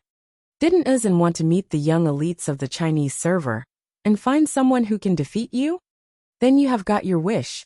The people of Uzun have always advocated martial prowess. Don't tell me they only have this little ability and only know how to bully the weak? Wang Chong urged his horse forward calmly, His first sentence was in the language of the Central Plains, but the next sentence was in the language of Uzan. Buzz! When Wang Chong spoke a string of fluent words in Uzan, the furious Uzan First Prince, and even the Uzan Great General Dusong Mangpoj, and the other Uzan warriors paled in fright. The Tang dynasty of the Central Plains regarded the Uzan as barbarians and treated them with disdain, so no one would ever learn the language of Uzan. Other than the few people from the Chamberlain of Dependencies, this was the first time they had encountered someone who could speak the language of Uzan in the Central Plains. This was not a very good feeling. Moreover, this meant that they could no longer use the language of Uzan in front of these people of the Tang dynasty. Who are you? Why do you speak the language of our Uzan? The Uzan First Prince narrowed his eyes and finally turned around. He was far more interested in this fully armored knight of the Tang dynasty than anyone else. In fact, he was even more interested in killing the scion of the Great Tang, who had already lost the ability to fight back. Moreover, even if you want to go up, that's fine. You should know the rules of our competition. Only those under the age of 26 have the right to participate in this challenge. The Tang dynasty of the Central Plains is said to be a land of heroes, a gathering of heroes. They shouldn't even need to cheat in this sort of challenge. The Uzan First Prince had a proud expression, but his eyes glimmered with a cunning light. What are you standing around for? Hurry up and capture him. A harsh voice rang out in his ear as footsteps rumbled behind him. Several powerful auras were rapidly approaching. Wang Chong chuckled. Without even turning his head, his hand shook, and a dazzling token flew out and landed in front of two imperial soldiers. Looking at the lifelike dragon on the token, the imperial army soldiers shuddered and came to an abrupt halt. Ha ha ha! Didn't you want to know who I am? As you wish, I'll tell you. Wang Chong looked at the Uzan First Prince, his eyes sharp and perceptive. He already knew what the Uzan First Prince was thinking. His right hand grabbed the edge of his helmet and forcefully put it on. His long black hair fell down, revealing the face of a fair-skinned, handsome youth beneath the sturdy armor. Ah! Seeing this extraordinarily young face, a burst of soft exclamations suddenly came from all around. In the building at the edge of the practice field, an official of the Chamberlain of Dependencies, who had been sitting calmly and motionlessly like Mount Tai, suddenly sat up. His entire body seemed to have been shocked by electricity, and his expression abruptly changed. It's him. At this moment, he finally recognized the person who had suddenly appeared on the practice field to stir up trouble. If there was one person in the Chamberlain of Dependencies who was most disliked and unwelcomed, then it was undoubtedly this youth. Whether it was the regional commander's incident or the Gogrian assassins, Wang Chong's every action had easily nullified the efforts of the Chamberlain of Dependencies.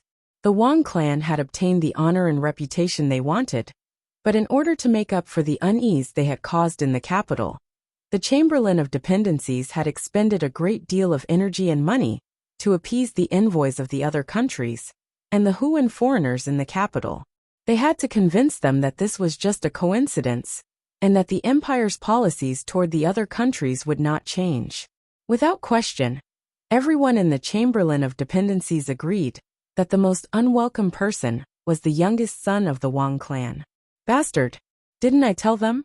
We can't let this young master of the Wang clan get close. How did he manage to sneak in? The veins on the forehead of the authoritative official of the Chamberlain of Dependencies were throbbing.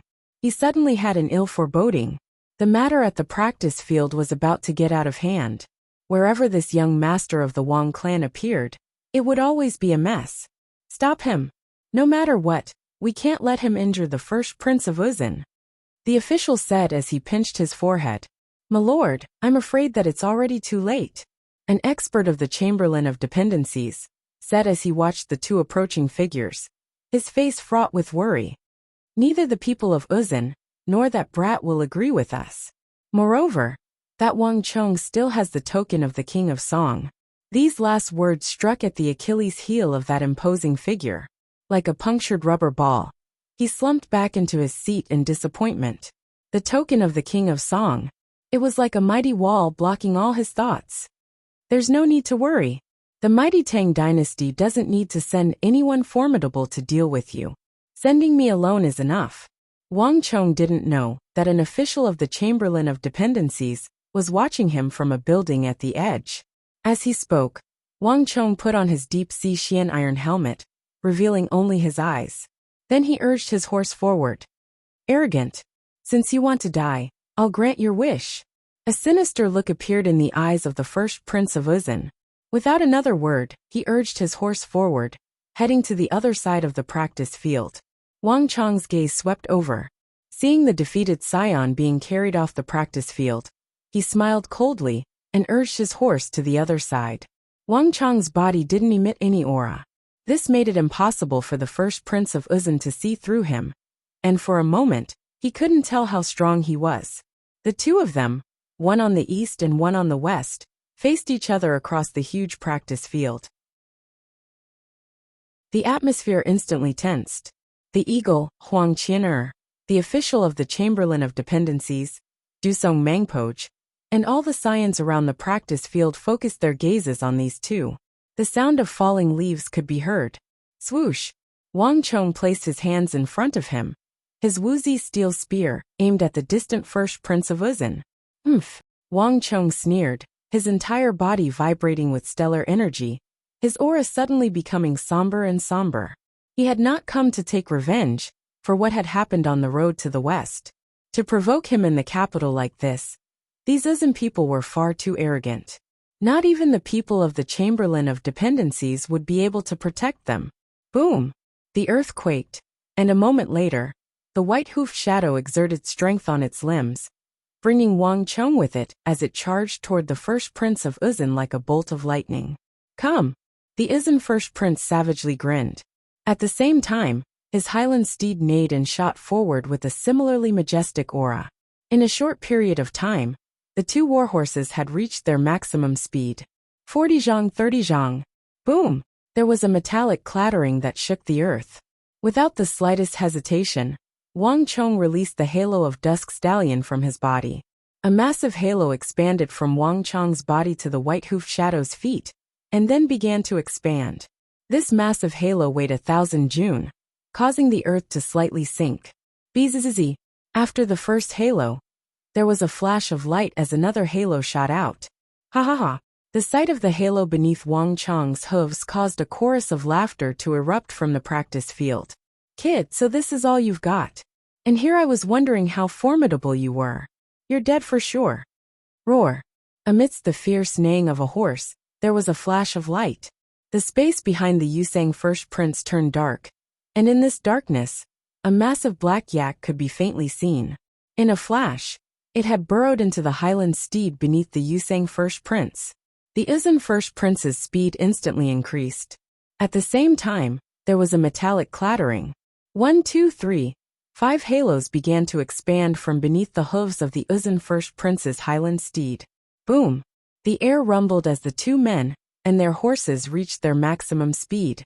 Like two comets streaking across the sky, they charged at each other with indomitable will. They did not hold anything back, nor did they hesitate. Chapter 414. Not good.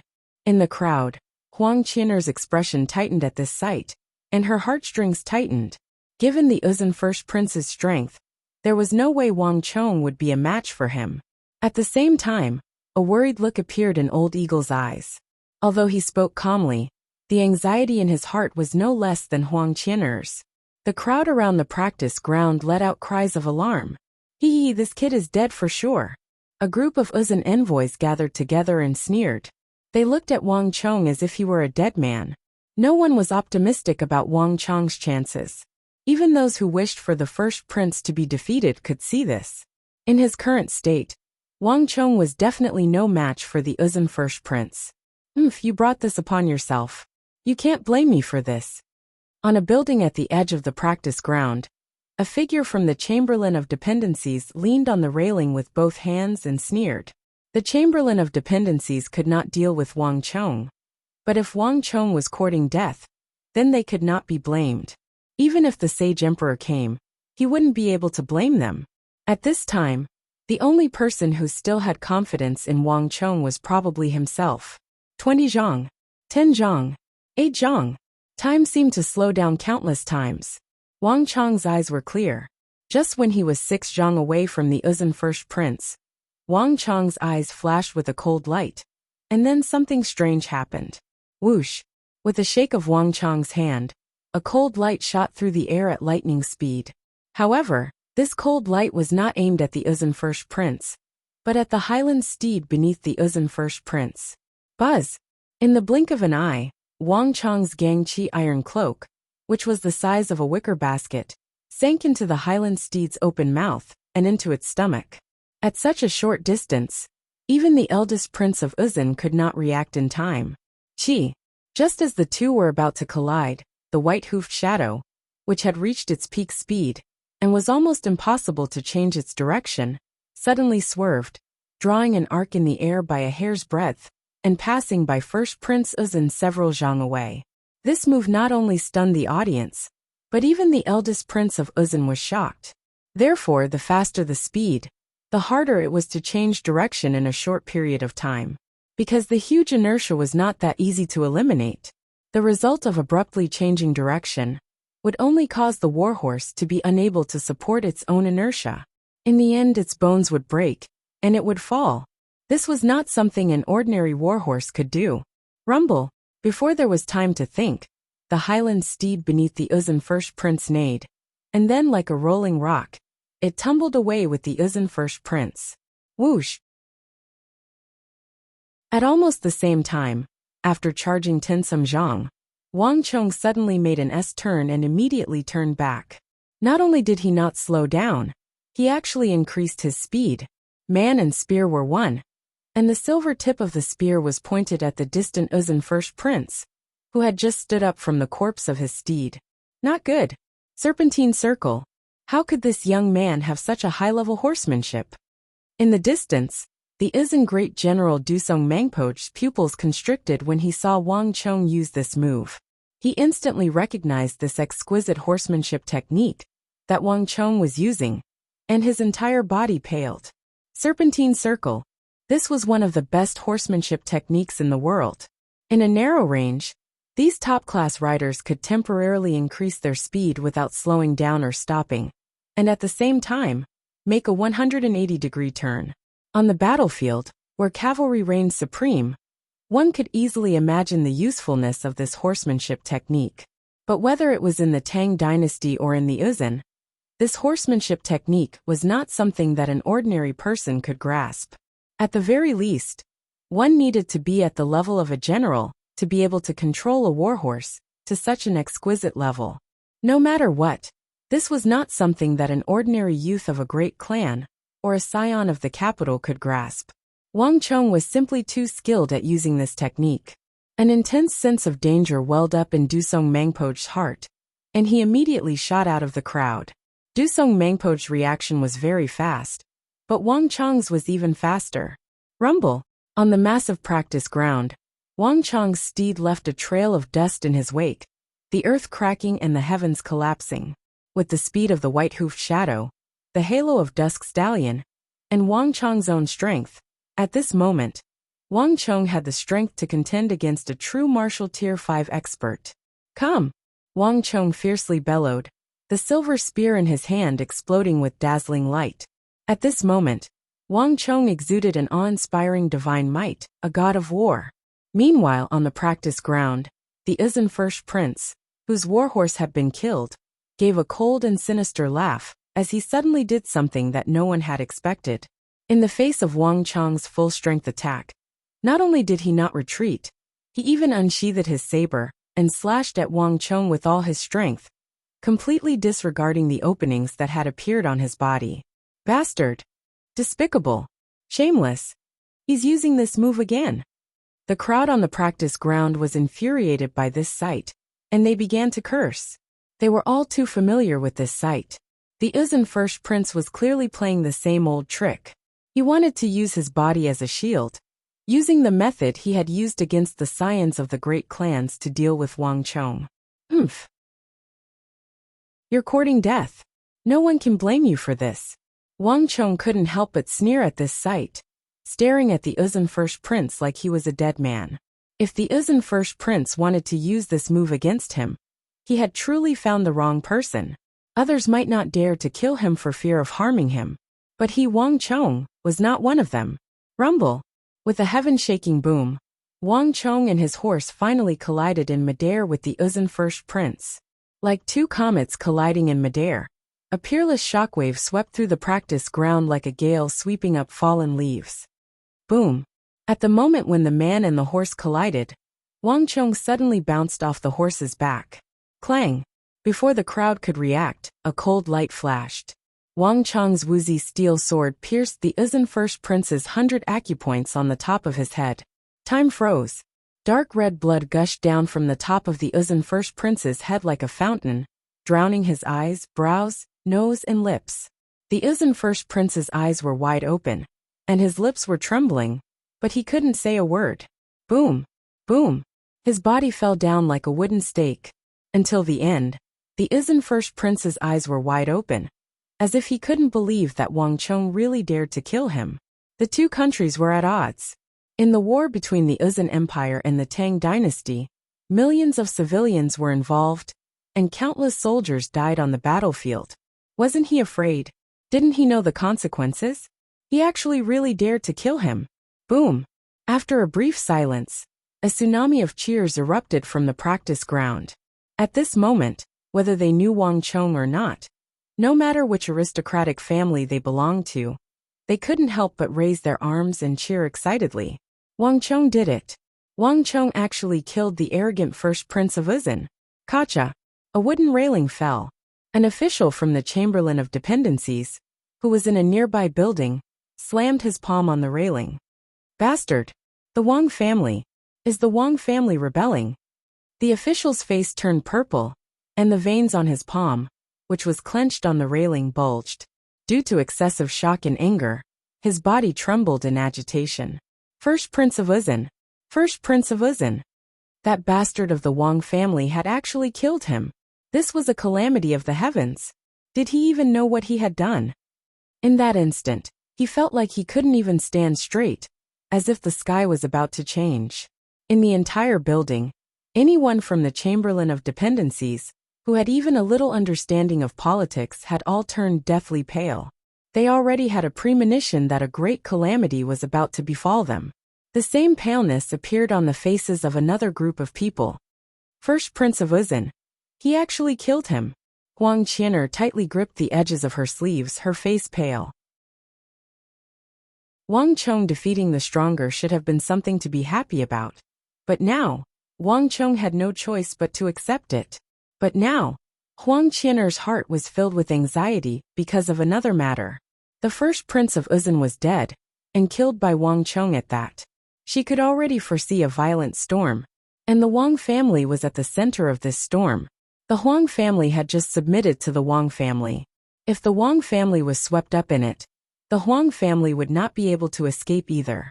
Wang Chong had been too impulsive. Kid, take your life. All of a sudden, a furious roar cut through the cheers of the crowd. On the enormous practice ground, a surging torrent of golden stellar energy swept toward Wang Chong like an avalanche. Compared to this destructive energy, the battle between Wang Chong and First Prince of Uzun had been like child's play. This attack had been unleashed in anger, and even steel would have been pulverized, much less flesh and blood. Not good. Alarmed, the eagle immediately raised his arm and sent out a signal. Boom! A thick iron arrow shot toward the practice ground with the speed of a thunderbolt, leaving a long trail of white chi behind it. But when the iron arrow shot by the master archer struck the golden torrent of stellar energy, it clattered like it had struck steel, and was sent flying, shattering into pieces in midair. No one had expected that Uzun had hidden such an expert in his ranks. Not even the eagle had been able to react. Young master! The eagle's heart sank, and he immediately charged forward. But it was already too late. Just when Wang Chong was about to lose his life to the golden torrent of stellar energy, everyone suddenly heard a soft voice. Dusong Mangpoch, losing his composure so quickly? Chapter 415. On the practice ground, Tensum Zhang away from Wang Chong. Dusong Mangpoj stared in shock at the nearby Tang dynasty youth, his fur coat flapping in the wind. For the first time, a look of shock appeared in his eyes. His trip as a diplomatic envoy had been extremely secretive, and very few people knew of it. Even within the Uzun Empire, not many people knew of it.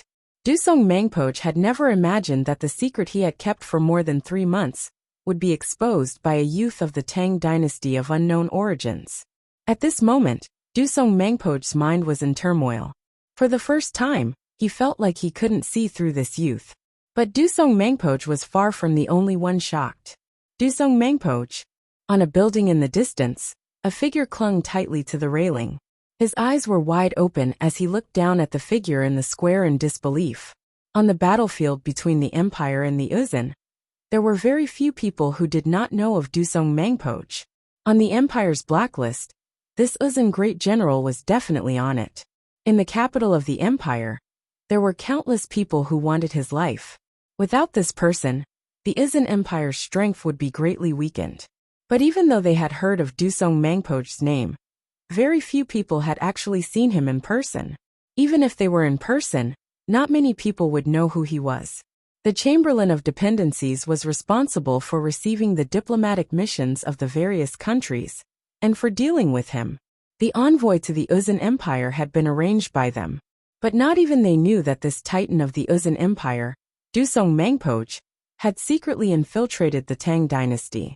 And he had done it right under their noses. "Young man, I don't know what you're talking about," Dusong Mangpoj said. But these words were spoken in the language of the Uzun. His expression was calm, and it took only a few moments for him to return to normal. So fast that one would think that everything that had just happened was an illusion. "Ha ha ha, Dusong Mangpoj, do you really not know what I'm saying?" Dusong Mangpoj spoke to Wang Chong in Uzun, but Wang Chong did not fall for it. In front of countless scions and nobles, he spoke in the language of the Central Plains. If I remember correctly, the legendary Dusong Mangpoj should be able to speak both the Han and Tibetan languages. Moreover, haha, Dusong Mangpoj, if I were you, I would leave the Tang dynasty as quickly as possible, leave this land of trouble. I would not stay a moment longer in the capital of the Tang dynasty. Wang Chong heartily laughed. Not only did he not retreat, he even led his warhorse forward toward the Uzun great general. Wang Chong had only guessed that Uzun first prince would be accompanied by Uzun great general Dusong Mangpoj. After all, legends were often exaggerated and could not be taken seriously. But Dusong Mangpoj's reaction was enough to explain the problem.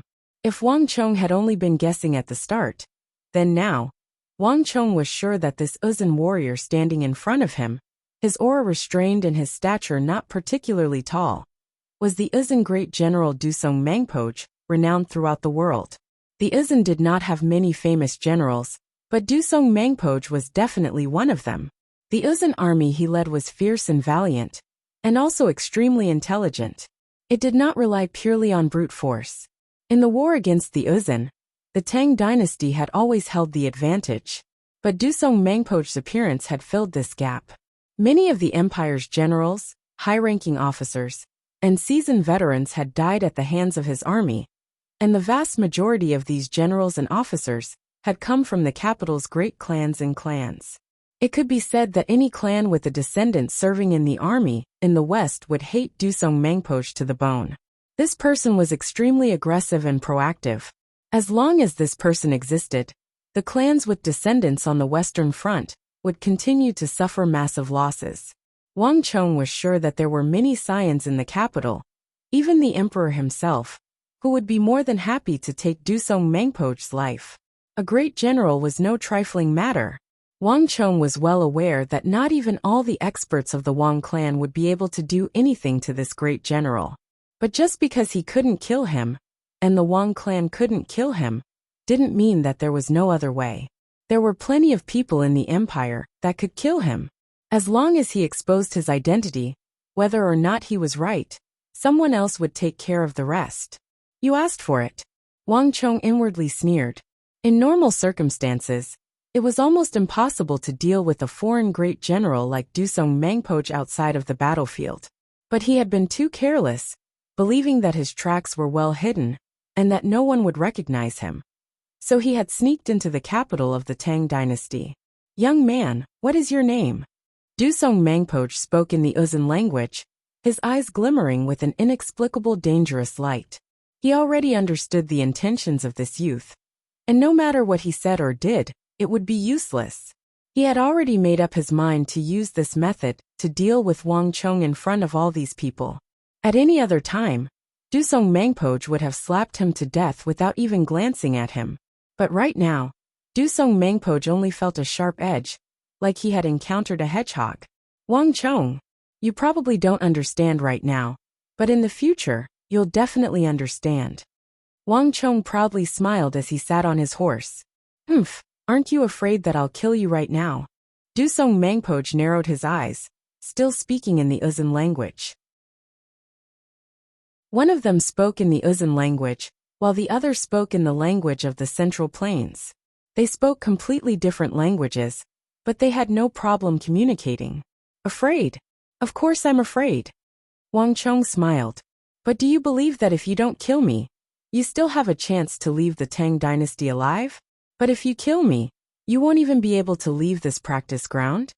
Dusong Mangpoj narrowed his eyes in silence, his sharp eyes seemingly trying to peer into the depths of Wang Chong's soul. In the 3 months he had spent in the Tang dynasty, this was the first time he had encountered someone he couldn't understand, and it was even a teenager. Killing intent bloomed in his eyes, but Dusong Mangpoj still did not move. He had no confidence, nor could he guess at this youth's background. No matter what this youth's background was, he was right about one thing. Starting from now, the capital of the Central Plains was no longer safe for him. The longer he stayed here, the safer he would be. "Young man, I won't kill you this time, because you and your clan will soon be in even greater trouble." Dusong Mangpoj gave Wang Chong set a profound stare. "The first prince isn't someone you can kill just because you want to." Ha ha ha. Wang Chong almost laughed at Dusong Mangpoj's words. In the end, he was still a great general of the Uzun Empire, a mighty eagle of the plateau, yet he still dared to use such methods in front of him. If Wang Chong didn't know the ins and outs of the matter, he would never have been able to do anything. "Great General speaks well. It just so happens that I also have a few words I wish to say to Great General." Under the strange gazes of the crowd, Wang Chong suddenly bent down and whispered into the ear of this renowned great general of the Uzun Empire. These words caused Dusong Mangpoj's entire body to tremble, and he raised his head to look at Wang Chong like he had seen a ghost. The indistinct killing intent in his eyes instantly vanished. "Ha ha!" Wang Chong suddenly threw his head back and laughed. Slapping his horse, he galloped toward the Uzun diplomatic mission on the other end of the practice ground. In front of the tinsum Uzun cavalry, Wang Chong stopped, a smirk on his lips. "Tian." Wang Chong's first words in the Uzun language caused the faces of the Uzun cavalry to change. "Be careful of your little brother. It's true that the throne is yours, but alas, you might not have the life to sit on it." Ha ha ha. After saying this, Wang Chong roared with laughter. Not lingering any longer, he urged his horse to gallop away. Whether it was the Uzun great general Dusong Mangpoj or the Uzun cavalry on the practice ground, none of them tried to stop him. They just watched as he arrogantly galloped away. "Let's go." Dusong Mangpoj's eyes widened as he said this. Carrying the corpse of the Uzun cavalryman killed by Wang Chong, he broke through the crowd and left. This place was no longer safe, even though nothing had happened in the surroundings. But Dusong Mangpoj could already sense an enormous danger. The mission had been a complete failure, and the capital of the Tang dynasty was now fraught with danger. Dusong Mangpoj didn't even know if he could survive to return to the Uzun plateau. Just as that youth had said, every second he spent here was one more second of danger. Whoosh! The tinsum elite Uzun cavalry followed behind Dusong Mangpoj without a single word. "Congratulations to user for changing the practice ground event. Uzun's challenge. You have been rewarded with 10 points of destiny energy. Congratulations to user for changing the Uzun royal family war. You have been rewarded with 5 points of destiny energy." Two voices rang out in Wang Chong's mind like heavenly music. Almost at the same time, The originally quiet training field once again exploded into a wave of cheers that soared into the sky. Wang Chong! Wang Chong!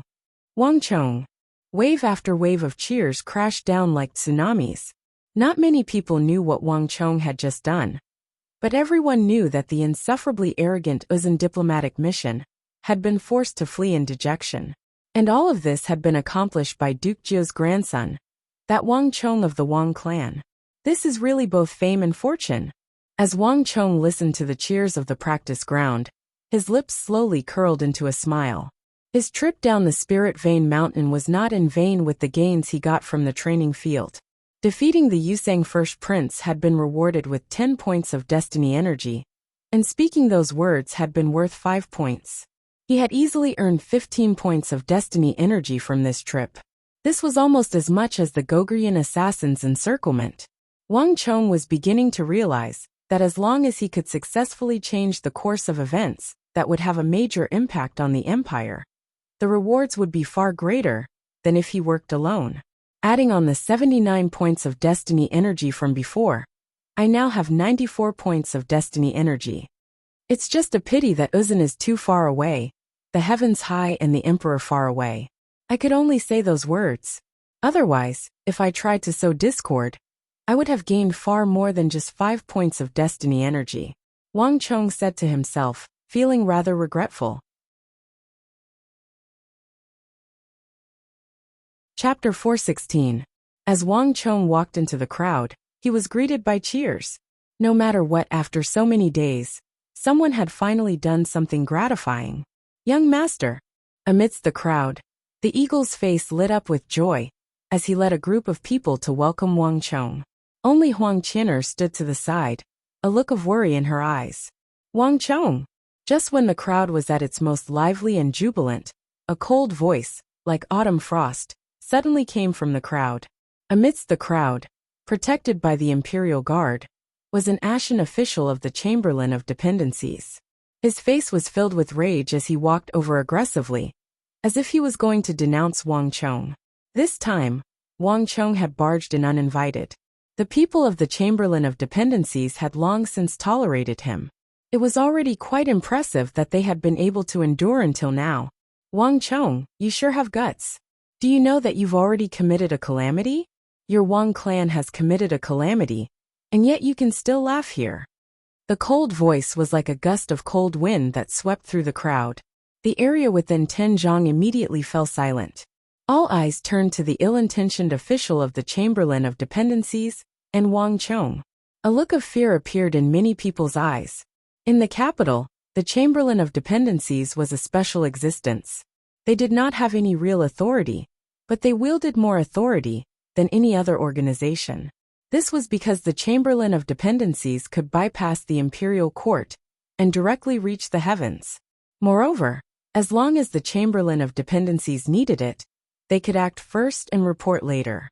This was a privilege that had been bestowed upon the Chamberlain of Dependencies when it was first established. They had enormous authority to complete matters of utmost importance to the imperial family, such as the Mount Tai pilgrimage, the annual temple sacrifices, god sacrifices, and the imperial ancestral temple ceremonies. Every one of these matters was of great significance to the imperial family. So they also bestowed upon the Chamberlain of Dependencies a transcendent power and authority. Although the nobles, scions, and aristocrats were high and mighty in the eyes of the commoners, they were insignificant ants before the Chamberlain of Dependencies. He, my lord, Wang Chong's actions have not been out of line. I wonder where the Chamberlain of Dependencies' so-called calamity came from. Wang Chong grinned. He saw that the official from the Chamberlain of Dependencies did not retreat, but rather, with a flick of his sleeve, he walked towards the official, who seemed to have an extraordinary status. Don't you know what you're saying? The official from the Chamberlain of Dependencies glared at him. If looks could kill, Wang Chong would have died 1,000 times over. Don't you know what kind of person Prince Uzun is? This was the heir to the Uzun Empire, the true crown prince. Our Chamberlain of Dependencies did everything we could to protect him, but he was actually killed by you. Do you know how big of a disaster this is? The decades of peace between the Empire and Uzun will be destroyed by you. Your Wang clan should go apologize to the Holy Emperor. Guards, take this kid down for me. As the official from the Chamberlain of Dependencies spoke, he suddenly pointed his finger at Wang Chong. Who dares? The eagle roared and stomped down, standing in front of Wang Chong. His arms were wide open, and his eyes were about to pop out of their sockets as he firmly shielded Wang Chong behind him. Humph! The authority granted by His Majesty, the decree of Emperor Gaozu and Emperor Taizong, allows the Chamberlain of Dependencies to act as it pleases. You didn't think you could just walk away after causing such a disaster, did you? The official from the Chamberlain of Dependencies waved his hand. Whoosh, whoosh, whoosh. Countless Imperial Army soldiers and experts of the Chamberlain of Dependencies immediately swarmed in, surrounding Wang Chong and Old Eagle. The Yusang First Prince followed protocol and joined the diplomatic mission, handing over his credentials. Everything had been done in an orderly fashion. Everything had been done in accordance with the rules, but he had died in a small practice field not far from the imperial city, right before the eyes of the Chamberlain of Dependencies. This was no small crime. Not even the Chamberlain of Dependencies could bear such a crime. And compared to the destruction that the death of the first Prince of Uzan would cause in the future, this matter paled in comparison. If the Chamberlain of Dependencies wanted to smoothly escape responsibility, they could not allow the main culprit, Wang Chong, to escape. If anyone dares to act against young master, don't blame me, the eagle, for being impolite. The eagle's arms were wide open, and his eyes were red with anxiety. The surrounding guards from the Wang clan and the Zhang clan also drew their swords. Forget it, this is all I can do. Wang Qian'er sighed. Her right hand gripped the silver sword on her back, and she stood in front of Wang Chong. But she did not draw her sword. This battle was unavoidable. The death of the first Prince of Uzan would cause the entire capital to be in turmoil. It was certain to cause an earth-shattering uproar, and all the great clans, including the Huang clan, would be drawn into it. No matter what would happen in the future, at the very least, she had done her part by protecting him today. Bastards! Do you want to rebel? Men, take him down for me today no matter what. The official from the Chamberlain of Dependencies suddenly pointed at Wang Chong, also enraged. Clang clang clang. In an instant, swords and sabers were unsheathed, gleaming with cold light. The two sides faced each other, and the atmosphere was tense.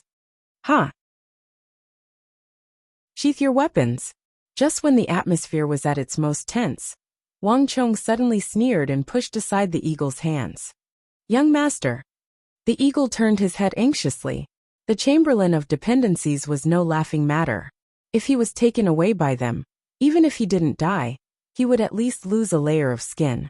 Not to mention, the Chamberlain of Dependencies was clearly trying to push Wang Chong to his death, using him as a scapegoat. Don't worry, the eagle, things haven't reached that point yet. Wang Chong grinned and waved his hand, placating the eagle. His expression relaxed. Under the astonished gazes of the two sides, Wang Chong suddenly walked out of the encirclement and stood in front of the official and the experts of the Chamberlain of Dependencies. What is your name? Wang Chong walked over and asked. Zheng Chenzhou, how is it? Zheng Chenzhou coldly said, thinking that Wang Chong wanted to remember his name so that he could take revenge in the future. But how could the Chamberlain of Dependencies be afraid of the Wang clan's threat? Haha! Wang Chong suddenly laughed. Under the dazed gazes of the experts of the Chamberlain of Dependencies, he suddenly stretched out a palm and lightly patted Zheng Chenzhou's face. The Chamberlain of Dependencies is just this group of experts. No wonder you were blinded by a single leaf and rode all over your neck. What do you mean? Zheng Chenzhou fiercely dodged Wang Chong's palm and raised his head, glaring fiercely at him. Haha! The Chamberlain of Dependencies is in charge of receiving all foreign nations. But you can't even tell the real and fake princes apart? Rumble! When Wang Chong said these words, let alone the people of the Chamberlain of Dependencies, even the eagle and Huang Qian'er were stunned. What do you mean? After receiving a fake prince for more than 3 months, you still can't tell? Fools! Do you think that if that really was the Uzan first prince, those Uzan cavalry would leave so easily? Didn't any of you notice that their reaction was too calm after the death of the first prince? You've received them for more than 3 months in vain. Yet you can't even recognize a fake prince. And you even let them kill so many people on the practice field. Buzz! A single stone raised 1,000 ripples.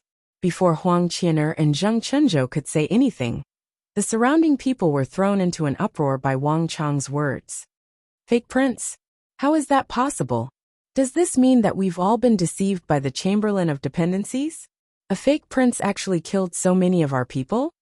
Damn it, it can't be right? Why can't it be? If it wasn't fake, how could young Master Wang have dared to kill the first prince so decisively? So you're saying that we've all been deceived? Bastard! This is infuriating. At this moment, the crowd was in an uproar. Everyone's eyes were filled with rage and irritation. The first prince on the practice field was actually not very strong, but because of his identity as the Uzun first prince, and because he always used his body as a shield to block swords, everyone was afraid to take action, and he had used tricks to kill so many people. If they had known his true identity, they would have long since cut him into pieces. In an instant, everyone was filled with rage at being deceived. The eagle and Huang Qianer looked at each other. Hiss! Zheng Chenzhou took in a deep breath and stared in a daze at Wang Chong, suddenly speechless. He had originally intended to capture Wang Chong so that he could explain himself to his superiors. But now capturing him was no longer important. If what Wang Chong said was true, then the Chamberlain of Dependencies had truly failed in its duty. How did you know? Zheng Chenzhou sternly said. Although he did not nod, even he believed it. Killing the first prince of the Uzun first prince was no trifling matter that involved 2 countries. Wang Chong's actions had been far too straightforward, so straightforward that he had not hesitated in the slightest.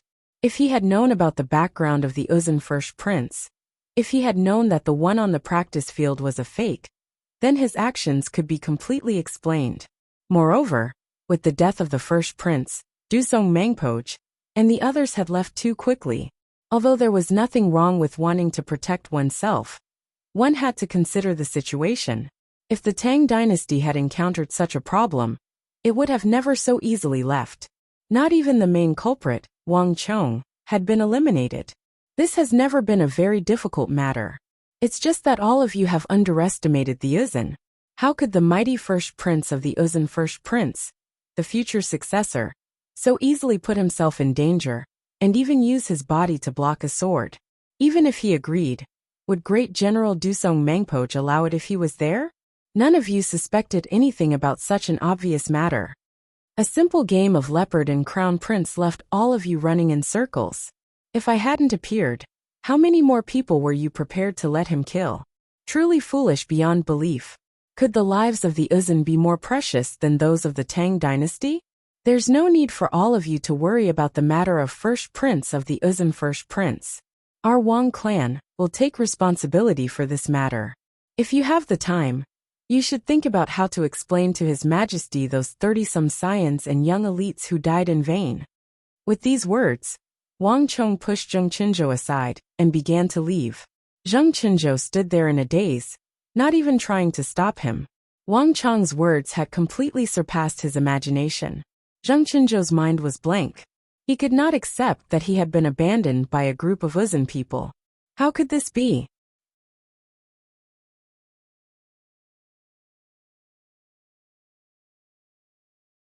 Li Heng trembled in fear as he stood up, but he still did not dare to raise his head.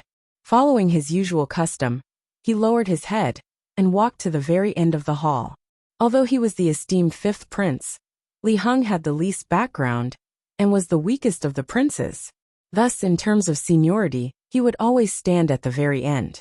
The princes had never cared about his status as the 5th prince, and the Holy Emperor had never cared about such things. Contrary to what Li Heng had imagined, the Holy Emperor did not immediately question him after he entered the ranks, as if he had forgotten about him. The other princes also retracted their gazes. The air seemed to have suddenly returned to normal, and everything returned to normal. Li Heng was like a ball of air, standing at the very end of the line, no one paying any attention to him. An enormous chi, as heavy as a mountain, towered closest to his father. Although it was as bright as the sun, It was inconceivably powerful to the other princes. Li Heng knew that this was the first prince's qi. In terms of seniority, no matter which method was used, the first prince, as the future heir apparent, would always stand at his father's feet, the person closest to him. This was a fact that no one could change. Every time he was summoned, his father would ask him about the politics of the court, the maintenance of armaments, the cultivation of martial arts, the livelihood of the common people, and so on. Every time they met, it was a test. It was not just him. The other princes were the same. While each of them was being tested by their father, they were also displaying their talents. The imperial household lacked the warmth of ordinary fathers and sons. This was also why Li Heng had avoided the imperial palace. The politics of the court, foreign affairs, irrigation works. Li Heng did not understand any of the things the princes discussed. It was not that he was too shallow, but that he had never had these resources, not even a teacher to teach him these things. Li Heng did not dare to hate, nor did he dare to complain. Just like before, he stood there with his head lowered, trembling in fear and motionless. The first prince, the second prince, the third prince, the fourth prince, and then the sixth prince, the seventh prince, and all the princes stepped forward to accept the Holy Emperor's test. When it was finally his turn, "Okay, let's end it here for today." The dignified and majestic figure at the top of the hall suddenly waved his hand. Li Heng had been mercilessly skipped. A hint of disappointment flitted through Li Heng's eyes. He was a little disappointed and a little glad, but he quickly regained his composure. He had experienced this sort of thing many times in the court. Today, we father and son have gathered together, so let's not talk too much about politics. Come, bring on the music. Feast. This order was like a sluice gate had been opened. Countless maids and eunuchs immediately rushed in through the door of the side hall, carrying plates of fruit, tables, chairs, wine pots, and incense burners with smiles on their faces. In just a few moments, the princes were surrounded by tables and chairs brimming with an ancient charm, laden with fruits, pastries, wine, and dishes. Once the princes were seated, clang, the chimes of the bells, and the sounds of musical instruments could be heard. Several beautiful maids dressed in white dresses with fair skin, and white bones walked in like fairies. Imperial father. Just when the maids were preparing to enter the center of the hall and perform a palace dance, a voice interrupted the music. Imperial father, this sort of soft palace music is a bit lacking in the iron-blooded style of our Tang dynasty. Your son has heard that fifth brother has prepared a sword dance for Imperial father to entertain his brothers. And it was with Imperial father's permission. Fifth brother, don't you think so? The third prince suddenly stood up from his seat and spoke to the ceiling of the hall. He then turned his head to look at Li Heng at the very back of the line, his cold eyes shining with a domineering light. Buzz! For a moment time seemed to freeze. All the music, dancing, talking, breathing, chewing, everything vanished. The relaxed atmosphere suddenly became tense, brimming with the silent glint of swords. All the maids and eunuchs in the palace lowered their heads at the same time, apprehension in their eyes. The other princes sneered and turned to look at Li Heng at the very back.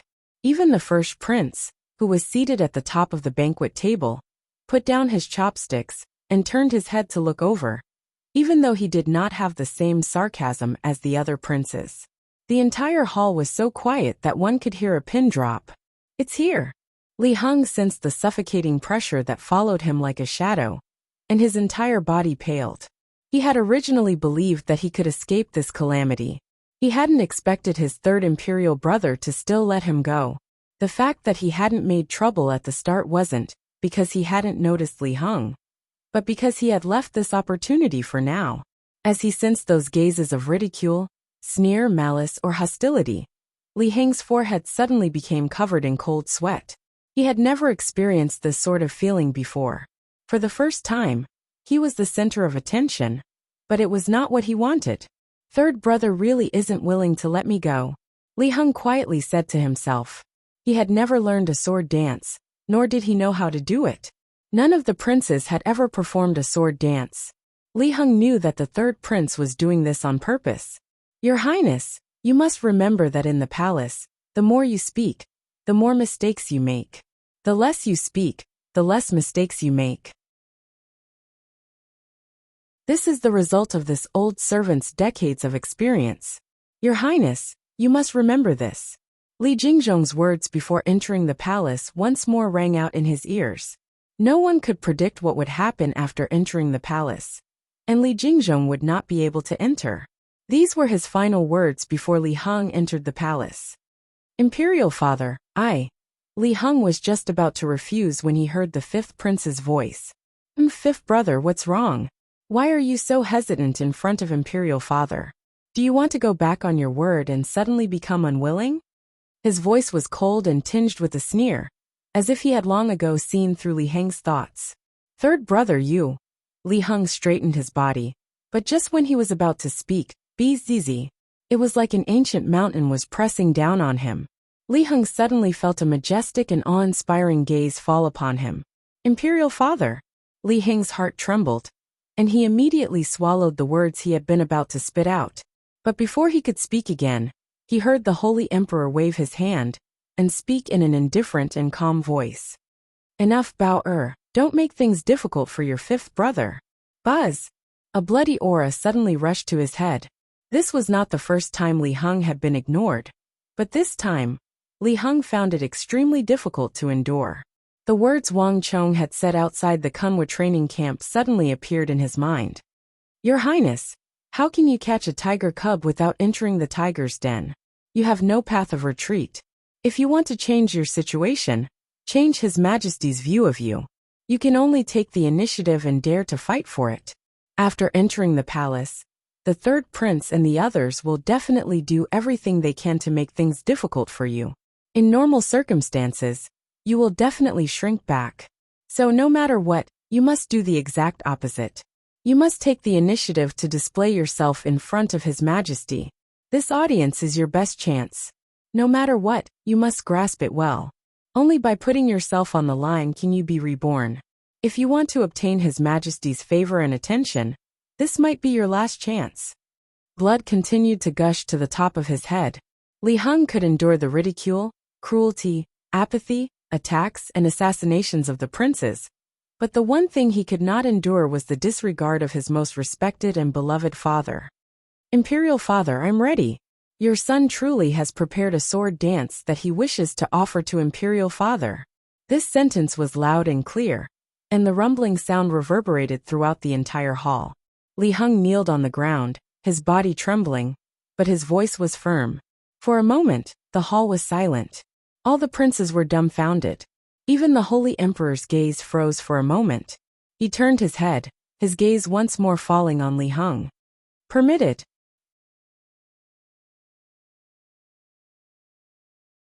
Chapter 418. Boom! The gate opened, and a rider galloped in. Outside the palace gate, Li Jingzhong's heart tightened when he saw the fifth prince ride out. Tugging on the corner of his robe, he strode forward and took the reins of the fifth prince's horse. Your Highness, how is it? Your Highness, how is it, how is it? Li Jingzhong raised his head, his body fiercely trembling from nervousness and excitement. This matter was no small matter. One could say that the fifth prince's life depended on it. Similarly, Li Jingzhong's life depended on it as well. In the palace, it was common for a subject to die when the master was humiliated. Thus, one could easily imagine how uneasy Li Jingzhong had been in the last few hours. Uncle Jing, don't be nervous. It's fine, it's fine. Li Heng sat on his horse, his face red with excitement, his neck red. He seemed even more excited than Li Jingzhong. Li Heng still couldn't restrain his excitement when he thought about what had just happened in the palace. His entire life of being low-key, cowering, tolerating, and cowardly had all vanished into thin air in that moment in the palace. Li Heng knew that the third prince was trying to harm him, and he also knew that if he revealed the truth that he knew martial arts, he would likely infuriate the Holy Emperor and be attacked by his imperial brothers. He would then be accused of deceiving the sovereign. But Li Heng couldn't worry about such things. After being bullied, plotted against, ignored, and ridiculed in the palace for 20 years, Li Heng's most intense desire suddenly exploded. Even if he was to be executed tomorrow, he still wanted his father to look at him in the eye with dignity. Li Heng didn't know how to perform a sword dance, but he did. There was no technique, and it was different from any other sword dance in the world. Li Heng's sword dance came from his heart, a bold and unrestrained dance of decades of venting his emotions. When the sword dance ended, it was so quiet that one could hear a pin drop. Li Heng was prepared to await the worst judgment, but then he heard the world's most beautiful voice. After 10-some years, he finally heard the voice of his father from his childhood, a voice filled with affirmation. Li Heng could still remember the surprised and marvelous expressions on the faces of his imperial brothers when they heard those words. Uncle Jing, Wang Chong was right. He was right. Let's go and find Wang Chong. Li Heng was extremely excited. If it wasn't for Wang Chong's encouragement and his analysis, even if he wanted to perform at that time, he wouldn't have had the courage to do so. As it turned out, everything was as Wang Chong had predicted. If he showed even the slightest bit of hesitation or denial during today's audience, then he would really be unable to escape today's calamity. Wang Chong was right. Only by taking the initiative and fighting for it with all their might would they have any hope of survival. Just as Wang Chong had analyzed, His Majesty was an aggressive army. His life had been forged through all kinds of adversities. As long as she took the initiative and performed well, she would be able to gain her father's favor. The moment his imperial father spoke, Li Heng raised his head. His eyes could clearly see the look in Li Heng's eyes. He had never felt his father's feelings as he did now. Like a bird in a cage. The moment his sword began to dance, Li Heng had broken the shackles in his heart, broken all the apprehensions in his body and heart. Li Jingzhong did not say anything. He stared blankly at the excited fifth prince, who was waving his hands and feet in joy. He was completely stunned. He had never seen Li Heng like this before. He was dancing around, confident, passionate, and brimming with initiative and enthusiasm. In all his years of serving Li Heng, Li Jingzhong had never seen him like this. Li Jingzhong had a faint feeling that the fifth prince standing before him seemed to be a little different from the fifth prince he had remembered in the past. But not even he could tell what was different. Let's go. Li Jingzhong came back to his senses and led Li Heng's horse out. Humph. Bastard. Upon returning to the palace, the third prince furiously slammed his palm down, crushing the 3-inch thick table of black gold into a ball of paper. When he thought about what had happened in the palace, the third prince's face turned ashen and nasty. He had put in a lot of effort and had calculated everything. The only thing he hadn't expected was for the fifth prince to change from his usual routine and offer a dance. And even more surprising was that not only had his father not punished him for such a major matter, he had even bestowed upon him a special robe of the imperial clan. A robe bestowed by the emperor was no trifling matter. Even the slowest person would understand what his father meant. Starting from now, no one was allowed to do anything to Li Heng. The robe bestowed by the emperor was a protective talisman. Anyone who dared to do anything to Li Heng would be seeking their own death. Because doing so was tantamount to challenging the holy emperor. Investigate for me just what's going on with fifth brother? Not even imperial father can cure his illness. How in the world did he manage to cultivate all of a sudden? Furthermore, he has already reached origin energy tier 9. The third prince turned his head, his heart seething with rage. Your Highness, it's useless. In the hall, the black-robed elder with triangular eyes, ghost hands, who had once appeared near the Spirit Vein Mountain, sternly said, "The first prince has already investigated, but he didn't find any clues at all. The fifth prince has been very low-key in the training camp. Moreover, the fifth prince's illness, not even His Majesty can do anything about it. This isn't something a normal person can do. There's definitely something we don't know about." The third prince said nothing, a hint of apprehension in his eyes. This was one of the reasons he hadn't sent anyone to assassinate Li Heng. If Li Heng really did have some formidable expert protecting him, someone who could change Li Heng's fate and completely alter his constitution, then this was not someone the third prince could deal with. If things went wrong, this person might even leave behind some clues that would be disadvantageous to him. He had taken such a big detour to plot against Li Heng in front of his imperial father precisely because of this apprehension, even though he had still failed in the end. Damn it! The third prince clenched his teeth and clenched his fists. No matter who he is, I have to find him. I'd like to see just who is helping him. Ghost hands, take your men and leave.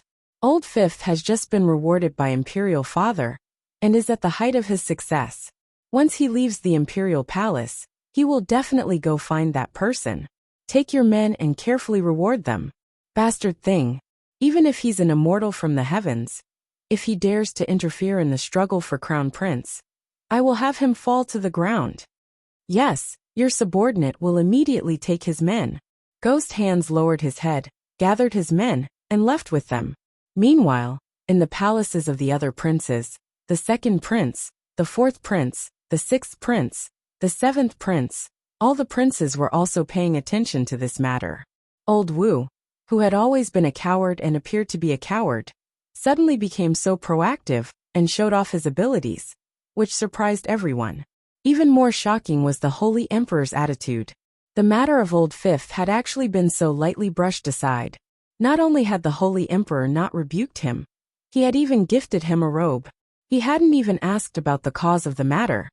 This Old Fifth, I truly underestimated him. I didn't think that he would hide himself so deeply. If he had been obedient and didn't have any improper thoughts, it wouldn't have mattered. But since he has such ambitions, he can't be tolerated. There's only one imperial throne. Since he wants to sit on it, there's no need to talk about brotherly affection. While he's still weak, we have to find a way to get rid of him no matter what. Otherwise, if he's allowed to sit on the throne, what will happen? There are already enough brothers in the palace fighting over the throne. There can't be any more. Not even Li Heng could have imagined that his sword dance had simultaneously aroused the hostility and killing intent of the other princes. If their hostility toward Li Heng had been limited to thoughts before, now, after this banquet, these thoughts could be transformed into action. There was no familial affection in the imperial household. If this was the case between father and son, then what about brothers? Not even a saint could resolve a problem, so how could a robe solve it? It was just that everything had to be done in even greater secrecy. Flap flap. As the darkness deepened, a black crow flapped its wings and flew through the sky, ultimately landing in a corner in the northwest corner. It's here. The eagle raised a hand and caught the crow. It seems that the fifth prince's side is safe. Wang Chong held his hands behind him as he gazed at the crow in the eagle's hand, and breathed a sigh of relief. Right now he was most worried about the fifth prince. He had been waiting here this entire time for news of the fifth prince. Young master is correct. Li Jingzhong's message says that the fifth prince has managed to escape unscathed, and he even obtained an official robe bestowed upon him by the Holy Emperor. The fifth prince says that he wishes to see you, but Li Jingzhong says that he has already stopped you from seeing him. The eagle finished reading the letter on the crow's leg and nodded. This fellow is rather useful. Wang Chong nodded. As he listened to the eagle read the contents of the letter, a strange look flashed across his eyes. Li Jingzhong, the future treacherous official, reacted quickly in this aspect. He knew that this was not the time for them to meet, so he had taken the initiative to stop the fifth prince. It was worth sparing his life back then. I hope that he can continue to be like this. Wang Chong thought to himself. Li Jingzhong was gradually displaying his true potential. As the future treacherous official, he had almost complete control over the entire imperial court. Li Jingzhong's perception of politics and his ability to sense danger were unquestionable. With him by the fifth prince's side, the fifth prince would be much safer, and he would also be a great help.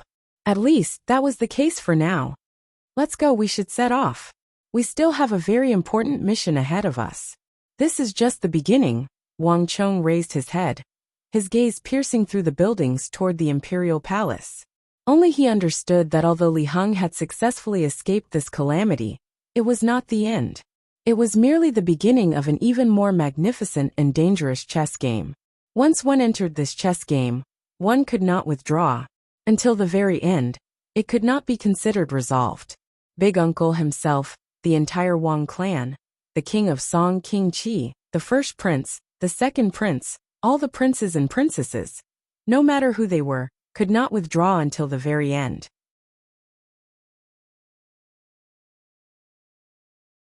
Chapter 419.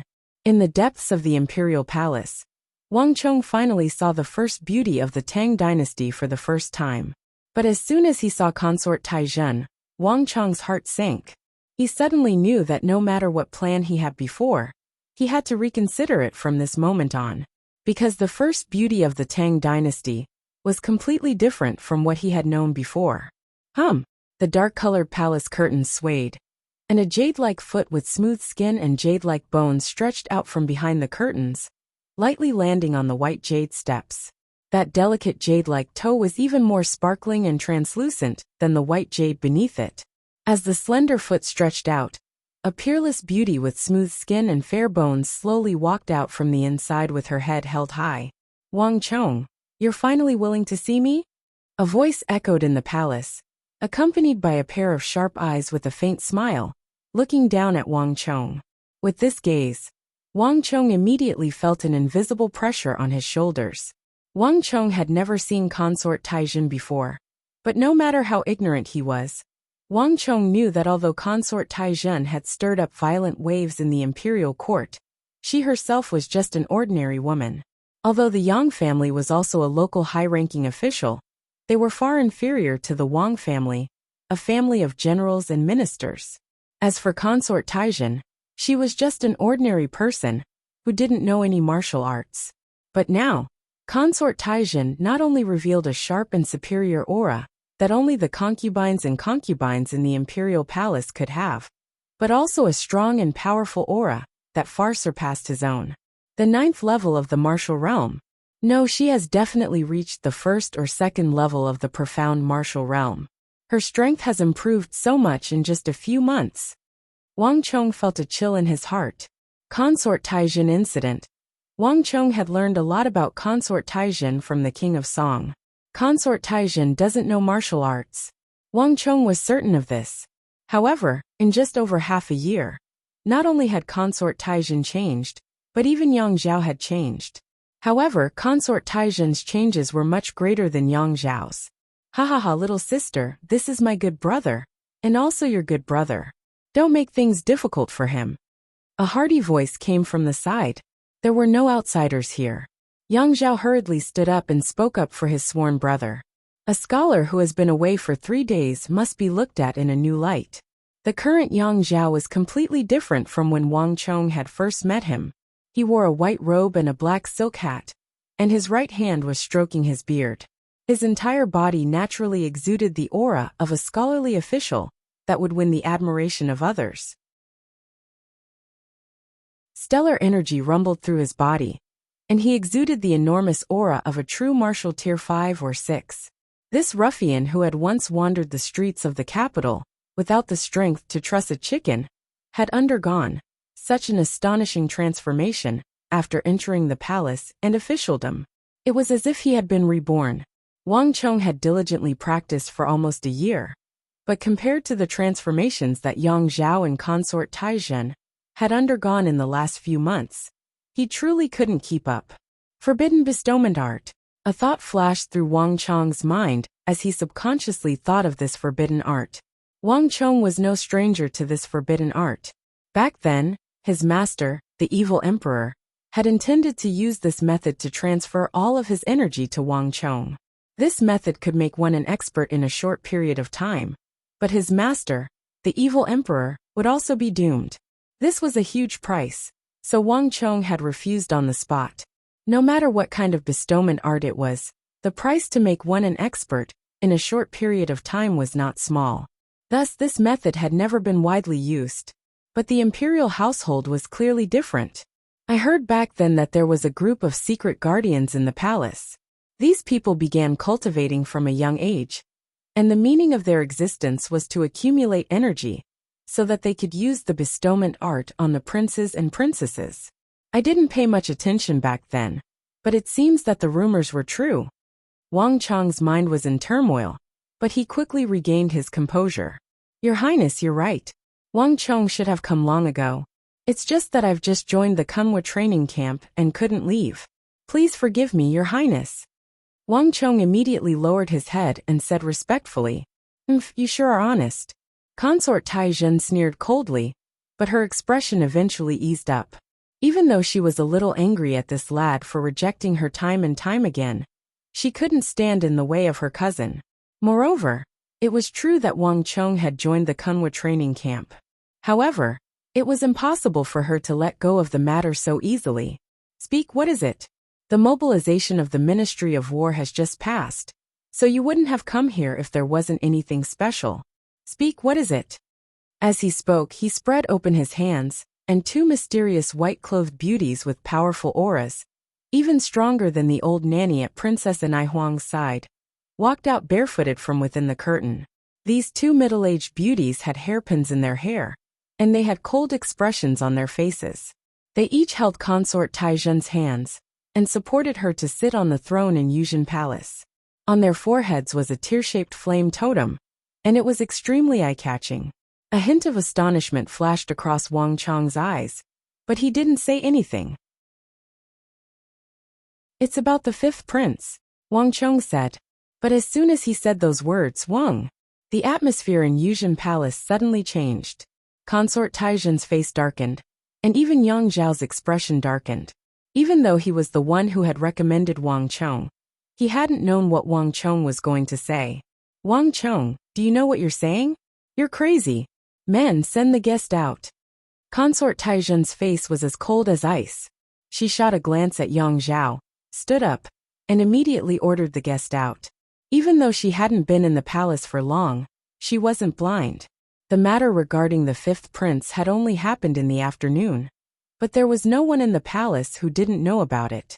She was favored in the palace, and with the favor of the Holy Emperor and her concubine status, no one in the palace dared to provoke her. But Consort Taizhen also knew that there were some things that she couldn't afford to provoke in a place like this. The War of the Princes just so happened to be one of those taboos. Wang Chong, you've really gone too far this time. The War of the Princes isn't something we can interfere with. Do you know what you're asking of her ladyship? The fifth prince is now the enemy of everyone. Who knows how many people want to kill him? Whoever dares to help him will become the enemy of all the princes and princesses in the palace, as well as all the concubines in the palace. Damn it! If I knew you were here for this kind of thing, I definitely wouldn't have brought you here. Yang Zhao's expression was very unsightly. There was no need for Consort Taizhen to give him that attitude. If he had known this, he would have stopped Wang Chong first. Don't easily get involved in the disputes between the princes. This was common sense. Even if one didn't have the accumulation of great clans, without the experience and lessons of the clan, this was a principle that even an ordinary person understood. The danger of the War of the Princes was too great. They still didn't have a stable footing in the palace. Even if they were favored, this was still a taboo that couldn't be lightly touched. They couldn't agree to Wang Chong's request. This had already exceeded the scope of an ordinary request. Her ladyship, although the temperature in the room plummeted, and the atmosphere was no longer suitable for further discussion, Wang Chong didn't leave. He knew that this matter wouldn't be easy, but no matter what, Wang Chong had to try. Her ladyship, if an elephant entered the forest, what would happen? What do you mean? Consort Taizhen sneered. Had Wang Chong gone crazy? What forest? What elephant? She didn't think that these words meant anything. No matter what, she would never easily help the fifth prince and put herself in danger. However, Wang Chong was as calm as ever. There was no change in his expression. But if the forest turns into a room like this, but the animals in the forest don't change, if the elephant doesn't change, what will happen to your ladyship in the future? Wang Chong continued. Wang Chong, what are you trying to say? This time, Consort Taizhen's eyelids finally twitched. She stared at Wang Chong, vaguely sensing something. Your ladyship, the forest has turned into a room, but the animals haven't changed. The elephant hasn't changed. Does your ladyship think that the animals huddled together will wait to be trampled to death by the elephant? Or will they attack as a group? Impudent. Are you trying to say that I'm an elephant? This time, before Wang Chong could finish speaking, Consort Taizhen interrupted him. This comparison was too rude. Your ladyship, please forgive me. Wang Chong didn't have that intention. But doesn't your ladyship feel that your situation is very similar to the fifth prince's? As Wang Chong spoke, he raised his head and gazed at Consort Taizhen, who was seated on the throne. Wang Chong, shut your mouth. Your ladyship is of noble birth, and is doted on by the holy emperor. How could you be the same as the fifth prince? Don't speak nonsense. Seeing that Wang Chong was about to become ridiculous if he continued speaking, Yang Zhao hurriedly spoke up to stop him. Cousin, sit down and let him speak. I'd like to see just what he can say. Just how similar am I to the fifth prince? Consort Taizhen sneered. Wang Chong's thoughts couldn't be hidden from her. However, if he thought that a few casual words would change her mind and make her participate in the War of the Princes, then his thinking was too simple. Even if the one who came today was that old master of the Wang clan, she still wouldn't change her mind. Your Highness, the elephant is too big. Even if it doesn't do anything, it can't do anything. Even if it doesn't do anything, the animals in the room will also feel threatened. Doesn't your ladyship feel that your current situation is the same? Even if you don't do anything, you're still a threat to the other concubines, consorts, and even the princes. If your ladyship doesn't participate in the War of the Princes, will you really be safe?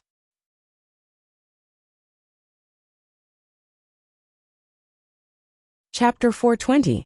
Wang Chong was the first person who dared to say such words. Consort Taizhen's situation was actually very bad. Whether it was the Consort Taizhen incident or the Holy Emperor's favor, Consort Taizhen appeared to be boundlessly glorious on the surface. But in reality, whether it was in the court or the palace, Consort Taizhen was facing heavy pressure. In the court, there were still many officials who criticized her. Many people didn't object on the surface, but they were secretly very dissatisfied. Therefore, Consort Taizhen always tried to stay out of the court's affairs as much as possible, to avoid the dissatisfaction of those officials. And in the palace, Consort Taizhen suddenly rose to the throne, almost single-handedly snatching away all of the Holy Emperor's favor. Because of this, the Holy Emperor even wanted to go against all the officials. For many concubines and concubines, this was something they couldn't bear. If not for their misgivings about the Holy Emperor, who knew how many concubines and concubines, in the 3 palaces and 6 courtyards, would have long attacked her. Consort Taizhen was well aware of this. So in the vast palace, besides the vicinity of Consort Yuzhen, the Imperial Garden, and a few places she usually went, she always avoided the other concubines and concubines as much as possible. There was no relationship between them, much less any contact. The rejection and hostility in the palace was invisible, and Consort Taizhen could clearly feel the hostility from the various palaces and courtyards. This was also a taboo for her. No one had ever dared to speak like this in front of her, not even Yang Zhao. But Wang Chong had actually directly exposed her in such a bloody manner. Wang Chong, you're too impudent. Having been stabbed where it hurt by Wang Chong, Consort Taizhen's expression suddenly turned cold like frost. Even Yang Zhao's expression changed, and he strenuously signaled to Wang Chong with his eyes. This bastard, is he crazy today? Even he didn't dare to say such words, because Consort Taizhen wasn't just his cousin anymore. She was also a concubine in the palace. Wang Chong was a little too bold. Haha, looks like I've been thinking too much. Although I've come for the 5th prince, I've also been thinking for the empress. Since your highness feels that this one is speaking nonsense, then this one, Wang Chong, will not say any more. I have disturbed your highness. Wang Chong will take his leave. Unexpectedly, when he saw Consort Taizhen was enraged, Wang Chong smiled with a calm expression. As he spoke, he cupped his hands and was about to leave. Buzz! Just as Wang Chong was about to leave, a voice suddenly came from above the hall, stopping Wang Chong. Wait! Stop right there. At the top of the hall, Consort Taizhen's gaze shifted. Although her expression was still as cold as ice, it was completely different from before. Wang Chong, since you say that you're thinking for this concubine, I'll give you a chance. Tell me, just how are you thinking for this concubine? If you can't give me a reasonable explanation, Then don't blame this concubine for being impolite. These words were far beyond everyone's expectations. Yang Zhao shook his head and turned to look at consort Taizhen, a hint of astonishment in his eyes. Only Wang Chong, with his back to consort Taizhen, smiled. There was a hint of surprise in his eyes. Although consort Taizhen was no longer the same as before, and her status was lofty, and after becoming a concubine, she had even more authority. But in the end she was still a woman. She might not be interested in the fifth prince's matters, but she would definitely be interested in his matters. Haha, your highness. Wang Chong turned to face consort Taizhen, quickly concealing the emotions in his eyes. Your highness, don't you feel that your current situation is very similar to the fifth prince's? The fifth prince suddenly recovered his martial arts, and your highness ascended to the position of a concubine. Both of you rose from humble beginnings, and both of you made others feel threatened, and both of you were ostracized by others. Wang Chong looked at the greatest beauty of the Tang dynasty and spoke calmly. Is this what you mean by thinking for this concubine? What you're saying is too far-fetched. I can't see any reason for me to take the risk and help the fifth prince. Consort Taizhen said bluntly. Her attitude toward the War of the Princes had not changed. She would avoid it if she could and stay away from it if she could. Wang Chong's words were not enough to make the fifth prince sacrifice so much. Moreover, she had no friendship with the fifth prince. Haha, of course it's not worth it now. But in 100 years, when the new emperor ascends to the throne, what will your highness do then? Boom! Like a bolt of lightning striking down from the heavens, Wang Chong's simple words caused the expressions of consort Taizhen and Yang Zhao to change at the same time. From the beginning until now, this was what Wang Chong had said, and it was the words that had the greatest impact on the two of them. Wang Chong, how dare you? Consort Taizhen and Yang Zhao yelled at almost the same time. Even the two indifferent and mysterious beautiful women in white, who had always been indifferent to Wang Chong by consort Taizhen's sides, could not help but look at the youth opposite them. 100 years for his majesty. This kind of thing could not even be thought of normally, much less talked about. In front of these four people, Wang Chong's words were simply outrageous. Bastard! Are you cursing his majesty? Consort Taizhen's eyes flashed coldly, and an enormous aura exploded from her body, striking fear into the hearts of others. Wang Chong did not mean that. But there is no ruler for 100 years, and there is no emperor for 1,000 years. This has always been the case since ancient times. Taizu and Taizong are no exceptions. No matter what, the new emperor will ascend to the throne in the future. Does your highness think that you will still be able to maintain your current position? Right now, with the holy emperor present, no one in the 6 palaces will act rashly. But when the new emperor ascends to the throne, what does your highness think will happen to the concubines of the 6 palaces? Wang Chong did not mean to be disrespectful. Please reconsider, your highness. Wang Chong said sincerely. His words made consort Taizhen uneasy, and so did Yang Zhao. No matter how outrageous Wang Chong's words were, there was one thing he was right about. His majesty was no longer young, and the eldest prince was already in his 30s. Discussing the succession of the crown prince was an urgent matter, and it had long been on the agenda. This was also a problem they had no choice but to face. When the holy emperor was present, no one dared to be impudent. But when the new emperor ascended to the throne, everything would be different. Yang Zhao might not be able to maintain her current wealth. Just like the holy emperor, he might not be able to protect her. And consort Taizhen had another worry in her heart. Since ancient times, it was tradition to choose the eldest, not the youngest.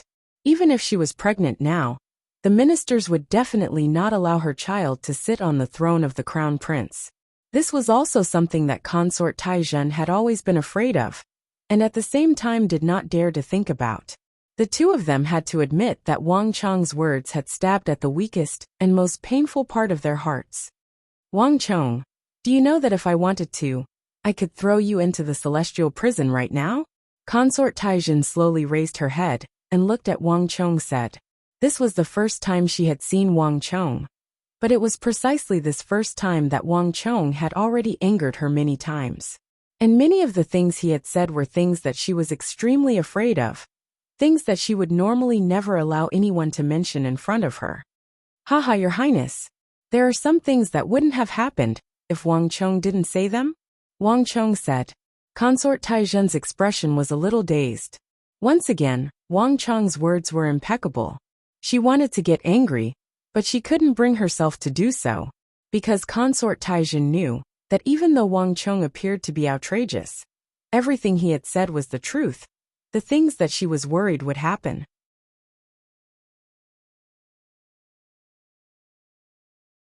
Chapter 421. Yang Zhao was also a little absent-minded.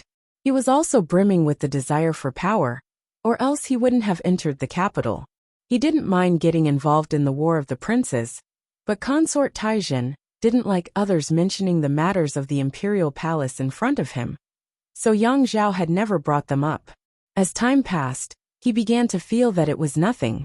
Recently, he'd been riding the crest of success, and he'd been commanding the world, causing him to completely forget about those things. But Wang Chong's words suddenly reminded him. Just as Wang Chong had said, there were some matters that even if one didn't pay attention to them and didn't get involved, they would eventually appear in front of one. It would have been fine if it was just a normal matter, but if the War of the Princes involved Consort Taizhen, then it would affect his future. Little sister, although I also feel that the War of the Princes is no small matter, and that we shouldn't get involved lightly, my sworn brother's words aren't without reason. But my sworn brother's words aren't without reason. It's impossible to completely stay out of it. Perhaps we should seriously consider this matter, and discuss it before deciding what to do. Yang Zhao suddenly turned around and said, let alone Consort Taizhen. Even Wang Chong was surprised by these words. After all, if Yang Zhao were to speak, the effect would be much greater. After all, they were cousins, and their relationship was much closer than his own. His words, which he had originally intended to use to convince Consort Taizhen, had moved Yang Zhao, an unexpected gain. As expected, upon hearing Yang Zhao's words, Consort Taizhen finally showed some interest. In the capital, the person she relied on the most was this cousin of hers. Big brother, the matters of the imperial palace are difficult to explain, and it's not something you can understand. Consort Taizhen had a scoundrel look on her face, her attitude much softer than before. In addition, the harem is not allowed to interfere in politics. This is a convention. His Majesty also doesn't like women in the harem to interfere too much. If I interfere too much, I'm afraid that His Majesty will be unhappy. Furthermore, I really can't see how my situation will benefit if I help the fifth prince. The first few sentences were directed at Yang Zhao, but the last few sentences were directed at Wang Chong. Ha ha ha. When Wang Chong heard this, he laughed. Your Highness, isn't it obvious? Among all the princes in the imperial harem, only the fifth prince was like the concubine. They were both innocent people without the slightest background.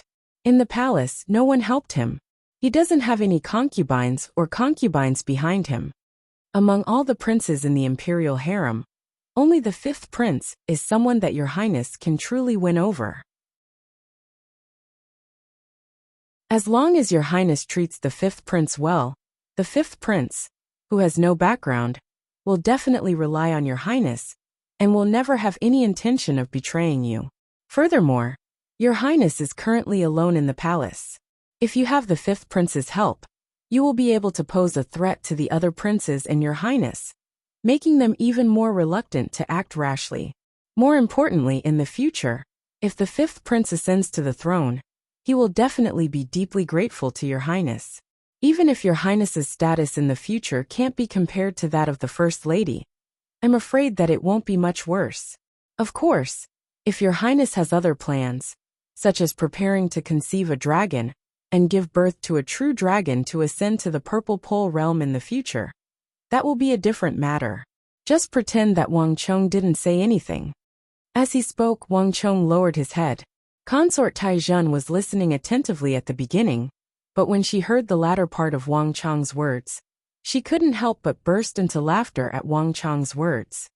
Little thing, what nonsense are you talking about? Even if I conceive His Majesty's dragon, it will be at least 18 years before he grows up. By that time, the The war of the princes will have long been settled. What other plans would there be? Consort Taizhen's smile suddenly lost its previous sharpness. That charming smile was like 10,000 flowers blooming at once, bright and moving. Even Wang Chong was slightly dazed. And the atmosphere in the great hall also became much warmer with Consort Taizhen's smile. Although Consort Taizhen's smile was hearty, Wang Chong could still sense a trace of regret in it. If she wanted to take root in this palace filled with open strife and veiled strife, the best way was to conceive a dragon's son. But Consort Taizhen had only just entered the dragon stage, while the other princes of the Holy Emperor had long since come of age. Even if she had any ideas, it was already too late. This was something that couldn't be changed no matter what. To Consort Taizhen it was a pity. Wang Chong naturally understood this, so he wisely didn't continue the topic. Wang Chong, can you tell me why you think so highly of the fifth prince? After Consort Taizhen stopped laughing, she returned to normal. She looked at Wang Chong from the side with a meaningful gaze. Your first uncle supports the first prince. This is something that everyone knows. You clearly know this, but you still want me to support the fifth prince. What is your Wang clan doing? Or rather, are you trying to go against your uncle? Furthermore, there are rumors that the fifth prince met a mysterious expert recently, who helped him cleanse his body and gave him the ability to cultivate martial arts again, allowing him to do the impossible. If I'm not wrong, the mysterious person behind the fifth prince probably has something to do with you, right? As she said this, her eyes blinked, revealing a slight sharpness. It was as if she wanted to peer into the depths of Wang Chong's heart. Wang Chong's heart trembled, and he hurriedly lowered his head. Right now, most of the princes and concubines in the royal palace were guessing why the fifth prince had suddenly been reborn and could cultivate martial arts.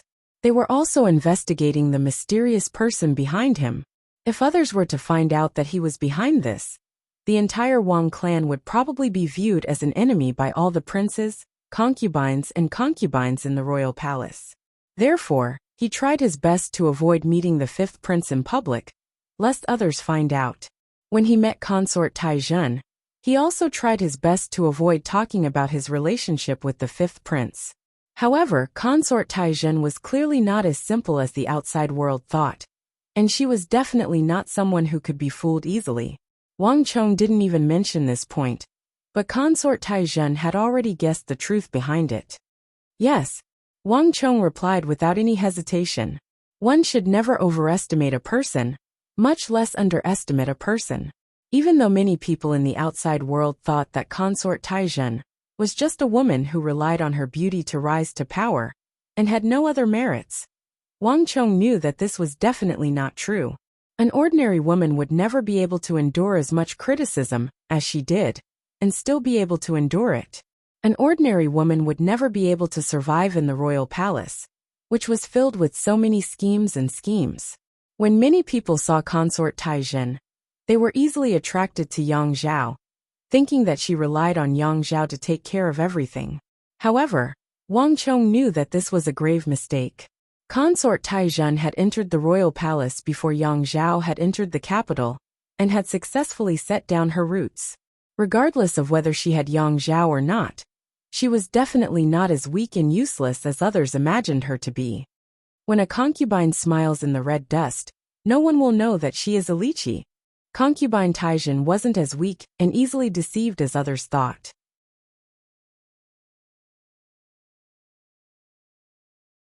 Chapter 422. Women were always the type that were easily underestimated. It was precisely because he understood this that Wang Chong didn't deny it, nor did he hesitate in the slightest. Any action that one thought to be clever would ultimately be the victim of one's own ingenuity. Is it really you? The two of them were stunned by Wang Chong's words.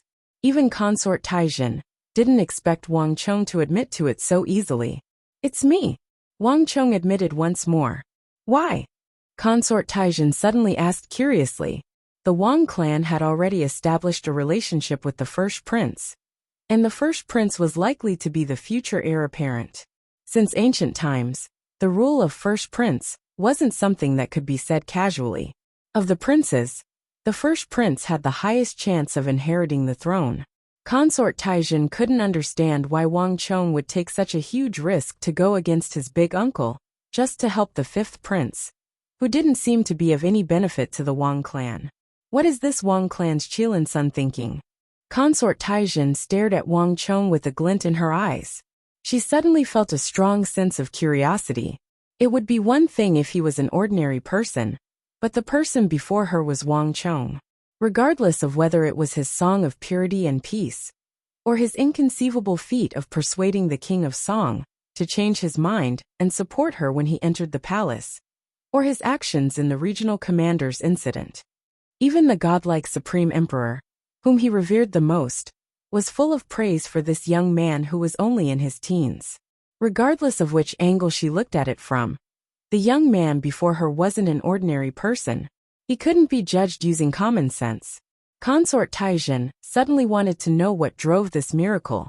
Why would this young man disregard the stance of his clan, and the first prince to come to her Yuzhen palace, to recommend the unknown fifth prince to her? How did he come up with such thoughts? Wang Chong glanced at the mysterious white-clothed beautiful women on both sides of Consort Taizhen. Consort Taizhen understood, and raised her wrist slightly. The two of them understood, and left respectfully. Soon, only Consort Taizhen, Yang Zhao, and Wang Chong were left in the room. It's very simple. It's because my thoughts are different from my uncle's. I think that the future crown prince is probably not the first prince, but His Highness the fifth prince. After the two white-clothed beautiful women left, Wang Chong shocked the world with a brilliant feat, and said without the slightest hesitation. Wang Chong did not hide anything, and immediately told him the secret he had discovered from the fifth prince. When Consort Taizhen and Yang Zhao heard Wang Chong say that the fifth prince was the future son of heaven, they were already dumbfounded. When they heard that Li Heng's dragon-shaped supreme art was a five-fingered true dragon, the two of them were so shocked that they couldn't speak. Even Yang Zhao, who had the least understanding of the struggles in the palace, knew what a five-fingered true dragon meant. If Wang Chong leaked this secret, it would definitely cause an earth-shattering transformation in the palace. When the princes learned that Li Heng could suddenly cultivate martial arts, they were all filled with killing intent. If they knew that the Holy Emperor had passed on a five-fingered true dragon technique to him, even if it meant being punished by the Holy Emperor, they would definitely kill him. For a moment, the two cousins looked at the youth in the hall like they had seen a ghost. This was no ordinary news or intelligence report, but a massive secret that could alter the course of the War of the Princes. Although he was young, the intelligence in Wang Chong's grasp was so astonishing that even the most formidable king of spies would be flabbergasted. The hall was so quiet that one could hear a pin drop. Wang Chong said nothing, but his mind was in turmoil. Nothing ventured, nothing gained. In normal circumstances, he would never have told anyone about the fifth prince. But if the fifth prince wanted to survive this calamity, he needed Consort Taizhen's help. And if he wanted to truly obtain her help, there were some secrets that he had to tell her. Only this way could he obtain her trust. The facts proved that Wang Chong's risk had not been in vain. The shock on the faces of Consort Taizhen and Yang Zhao was enough to show that his words had affected them. If one were to say that the fifth prince was just a young prince who didn't have much power at the start, then right now, his position in the hearts of Consort Taizhen and Yang Zhao had undoubtedly risen to a whole new level. Your Majesty, the War of the Princes is no small matter. It is not strange for your Majesty to be unable to quickly make a decision. This matter is not urgent, and your Majesty still has plenty of time to think. But Wang Chong still has a few words for your Majesty. I hope that your Majesty can open it after Wang Chong leaves. As Wang Chong spoke, he suddenly took out a letter that he had hidden in his sleeve. Strike while the iron is hot. Taking advantage of the fact that his words had taken effect on Consort Taizhen, and the fact that the fifth prince's status in Consort Taizhen's eyes had greatly increased, Wang Chong took out his final trump card. Whether or not it could take effect on Consort Taizhen, and make her completely decide to stand on the fifth prince's side, would depend on this final letter. Wang Chong, what's the matter? Can't you tell me face to face? Do you really have to write a letter? Seeing the letter Wang Chong had taken out, Consort Taizhen had a strange expression on her face. It was something that could clearly be explained face to face, but Wang Chong had insisted on taking out a letter. Anyone who saw this would find it very strange. No, Your Majesty will understand after reading it. Wang Chong held the letter with both hands and shook his head. This time he was abnormally determined. There were some things that could only be thought of, not done. There were some things that could only be seen, not spoken. I understand. Bring it over. Then Wang Chong will take his leave. Wang Chong handed over the letter and did not linger any longer. Before the palace gates completely closed, he left Yuzhen Palace. Almost at the same time that Wang Chong turned to leave, Consort Taizhen hesitated for a moment, but in the end, she could not hold back her curiosity and opened the letter. She pulled out the letter with the crooked handwriting. Wang. With just a single glance, Consort Taizhen's mind was thrown into disarray. A hint of panic flashed across her eyes. However, it was only for an instant before she concealed it. Other than herself, not even Yang Zhao, who was right next to her, noticed it. Little sister, what exactly did this brat write? Yang Zhao leaned over and glanced at the letter in her hands as he asked curiously. He was really very curious as to what exactly Wang Chong had insisted on writing on the letter and not saying it in front of him. It's nothing. To his surprise, Consort Taizhen, who had always trusted Yang Zhao and shared all her secrets with him, suddenly crushed both the letter and the envelope into powder. Before Yang Zhao could even catch a glimpse of a single word, the letter had already vanished into thin air. This had never happened before, left Yang Zhao flabbergasted. He stood there in a daze, somewhat at a loss as to what to do. Cousin, pass on my decree. Take one of my jade pendants and bestow it on 5th Prince Li Heng. Say that he performed the sword dance in front of the palace and performed to the Holy Emperor. I am very appreciative of his filial piety and have specially bestowed it to him. After saying this, Consort Taizhen turned and left, entering the inner hall. Behind her, Yang Zhao was dumbstruck. Even if you beat him to death, he still wouldn't understand what Consort Taizhen had seen in Wang Chong's letter for her to be in such a panic. Moreover, Consort Taizhen clearly hadn't made up her mind before. Why had she immediately changed her mind after reading Wang Chong's letter and decided to bestow a jade pendant on Li Heng? Moreover, she had even made it clear that she would pass on her decree. Wasn't this basically announcing to the entire palace that she would protect Prince Li Heng in the future? This was the exact opposite of his cousin's original intention of not lightly getting involved in the War of the Princes. Yes, this lowly subject will carry out the decree. Yang Zhao sighed, gave a deep bow, and then turned to leave.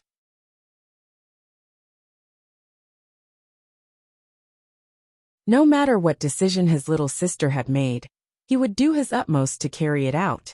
But what he couldn't understand was what sort of bewitching drug his sworn brother had fed Consort Taizhen for her to have such a massive change in attitude after reading a single letter. This sworn brother of mine really isn't someone a normal person can fathom. Yang Zhao sighed, unable to tell whether he was happy or sad, angry or happy. Shaking his head, he quickly walked out of Yuzhen Palace. He could almost imagine that after he left this place, there would probably be another earth-shattering wave in the depths of the palace. Given his cousin's current status, she would definitely be able to stir up another storm in the palace. Meanwhile, Consort Taizhen was walking through the depths of Yuzhen Palace, her mind in turmoil, frustrated. In her mind, Wang Chong's crooked handwriting replayed over and over again.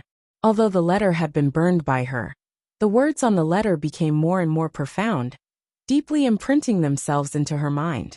Generally speaking, when one uses beauty to deal with others, when beauty fades, love flees, and flees leads to the end of kindness. In the letter Wang Chong had written to Consort Taizhen, there was nothing else, only this simple line that had no head or tail. Although it was simple, Consort Taizhen already understood Wang Chong's meaning. This line had not been created by Wang Chong, but more than 1,000 years ago in the Great Qin Empire. At the time, when a lobbyist of the Qin Empire had persuaded the most favored Madame Huayang to accept Qin Iran as her adopted son, he had said these words. and the latter would one day become the future heir apparent of the Great Qin Empire, giving birth to the first emperor in the history of the Central Plains, first Emperor Yingzheng, just like the current Holy Emperor. Madame Huayang had no children, but she doted on her son, just like her. Qin Yiren, on the other hand, wandered the world without anyone to rely on, and was not valued, just like fifth Prince Li Heng. But all these metaphors could not compare to the simple line on the surface of the letter. Generally speaking, when one uses beauty to deal with others, when beauty fades, love flees, and flees leads to the end of kindness. Consort Taizhen was well aware of how she had risen to her current position, which was why she was so anxious, which was why Wang Chong's words had such a great impact on her. Wang Chong had said so many things and revealed so many secrets, but none of them could compare to the shock that these words had given her. Because this truly was the greatest worry and taboo in the depths of her heart, that she had never mentioned to anyone. Wang Chong, I hope that this consort did not make an error in judgment.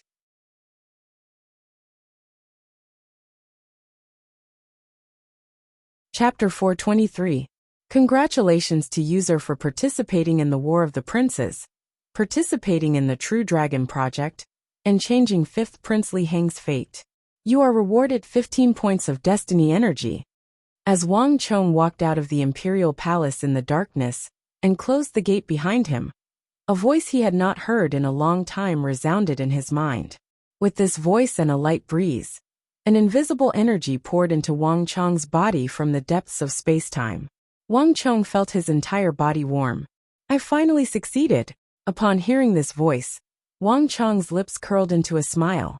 He knew that his final letter had been effective. When dealing with those Uzun experts in the practice ground, Wang Chong had already obtained 15 points of destiny energy.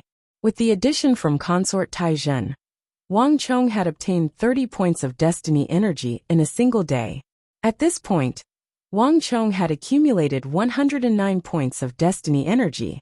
Adding on the destiny energy he had used to exchange for metal bone, gold organs, help 5th Prince Li Heng change his blood, and used the world energy restriction several times, Wang Chong had accumulated more than 200 points of destiny energy. And for Wang Chong, when he had accumulated 200 points of destiny energy, it represented a completely new meaning.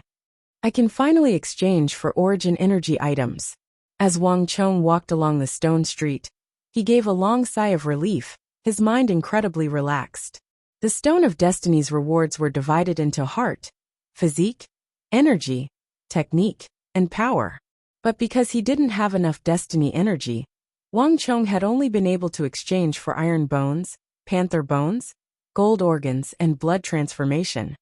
If he wanted to increase his origin energy, Wang Chong could only buy pills from the Imperial clan in the Imperial City. But once he unlocked the origin energy rewards, things would be different.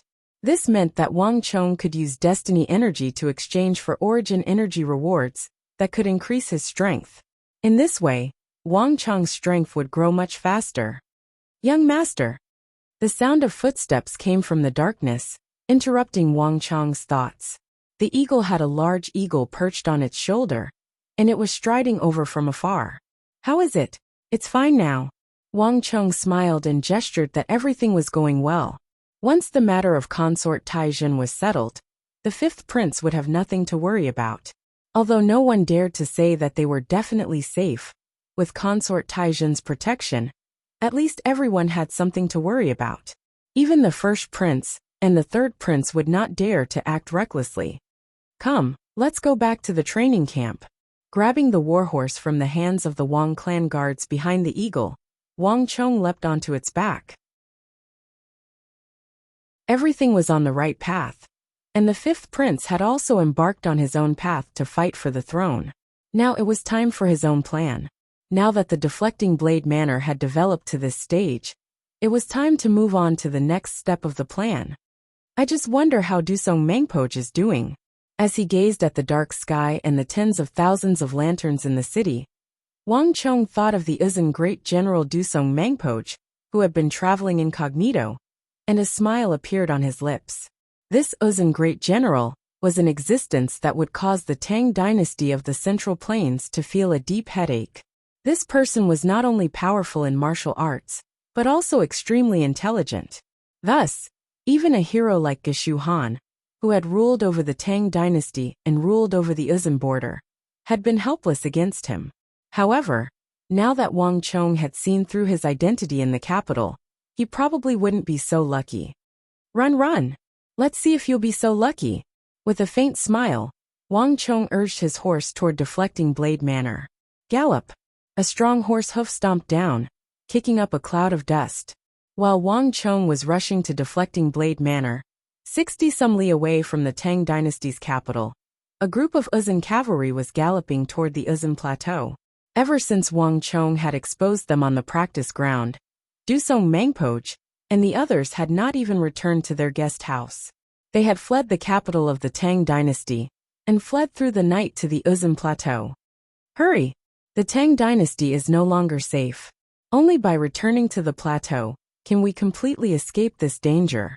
On his horse, Dusong Mangpoj had a solemn expression as he urged the cavalry forward. Great General, could we be thinking too much? Could the Tang dynasty have never thought about dealing with us? After all, we've already been 60-some li away from the Tang dynasty, and nothing has happened. An Uzun commander raised his head and said with a sliver of hope. Ever since they had left the practice ground, Great General Dusong Mangpoj had been urging them on.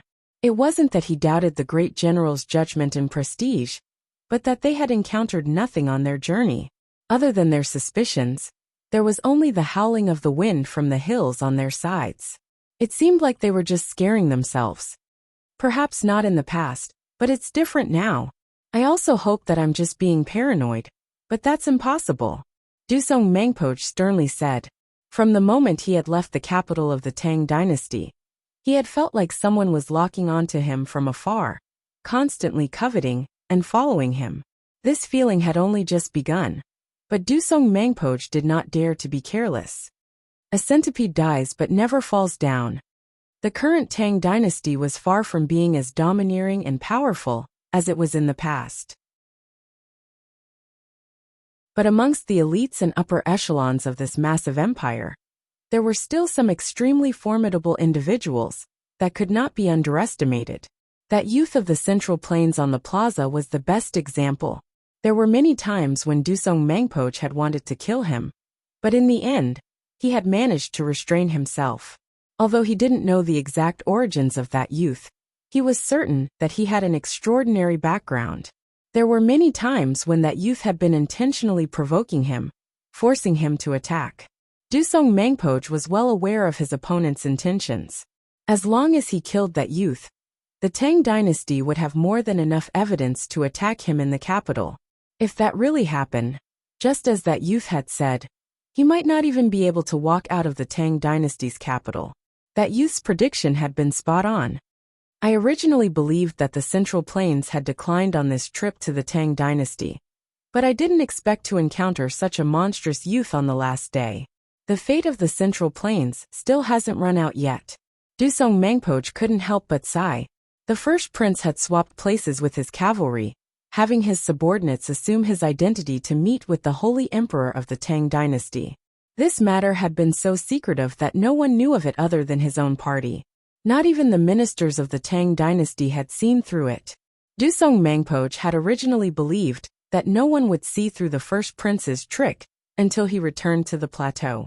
Who would have thought that the young man would be able to see through their plan so easily and kill the cavalryman in front of everyone without any hesitation, dampening the prestige of their group?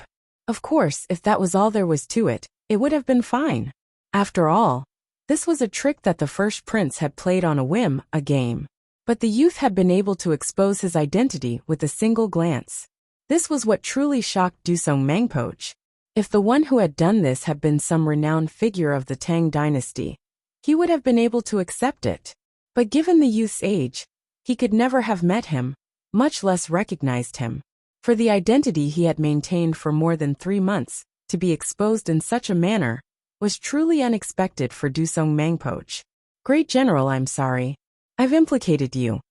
At this moment, a voice came from the side. Dusong Mangpoj turned his head and saw an Uzun cavalry looking at him in shame. First Prince, There's no need to be so polite. I was the one who made this decision in the first place. Coming to the Tang dynasty was to continue my dream of many years, and it has nothing to do with you. First Prince, there's no need to blame yourself. Dusong Mangpoch grinned and waved his hand unconcerned. This shame-faced Uzun cavalry was naturally the true Uzun First Prince. The Uzun people were fierce and ferocious, and they worshipped martial prowess. The Uzun First Prince was a proud person who would not easily apologize to others. But the First Prince also knew that this matter was no trifling matter. If a great general of the Tang dynasty were to stealthily infiltrate the Uzun Empire, the Uzun Empire would definitely do its utmost to keep them here. This was clearly the situation that Dusong Mangpoch was facing. Although the others were still doubtful and unsure if someone was really targeting them, the Uzun First Prince knew that the elites of the Tang dynasty would never let go of this chance. And if he hadn't been too proud and thought himself clever, causing this martial arts competition in the practice ground, he would never have fallen to this level. It could be said that if anything happened to Dusong Mangpoch, it would all be his responsibility. The Uzun Empire had 1 million soldiers, but it only had a scant few great generals. If something happened to Dusong Mangpoch in the Tang dynasty, it would be a massive stain on this operation, and it would even severely threaten his right to succeed the Tsempo. This was the true reason for the First Prince's unease. Listen to me. As long as we are within the borders of the Tang dynasty's capital, the Tang dynasty will not dare to move against us. But once we are a certain distance away from the capital, things will be different. If something happens to us, the Tang dynasty will be able to push the blame onto someone else.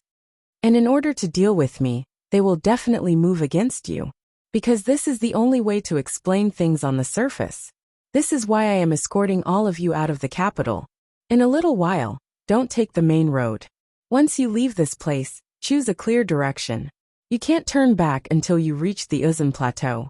Dusong Mangpoch said, his voice tinged with an ominous aura. General, will you not be coming with us? An Uzun cavalry commander suddenly sensed something and raised his head.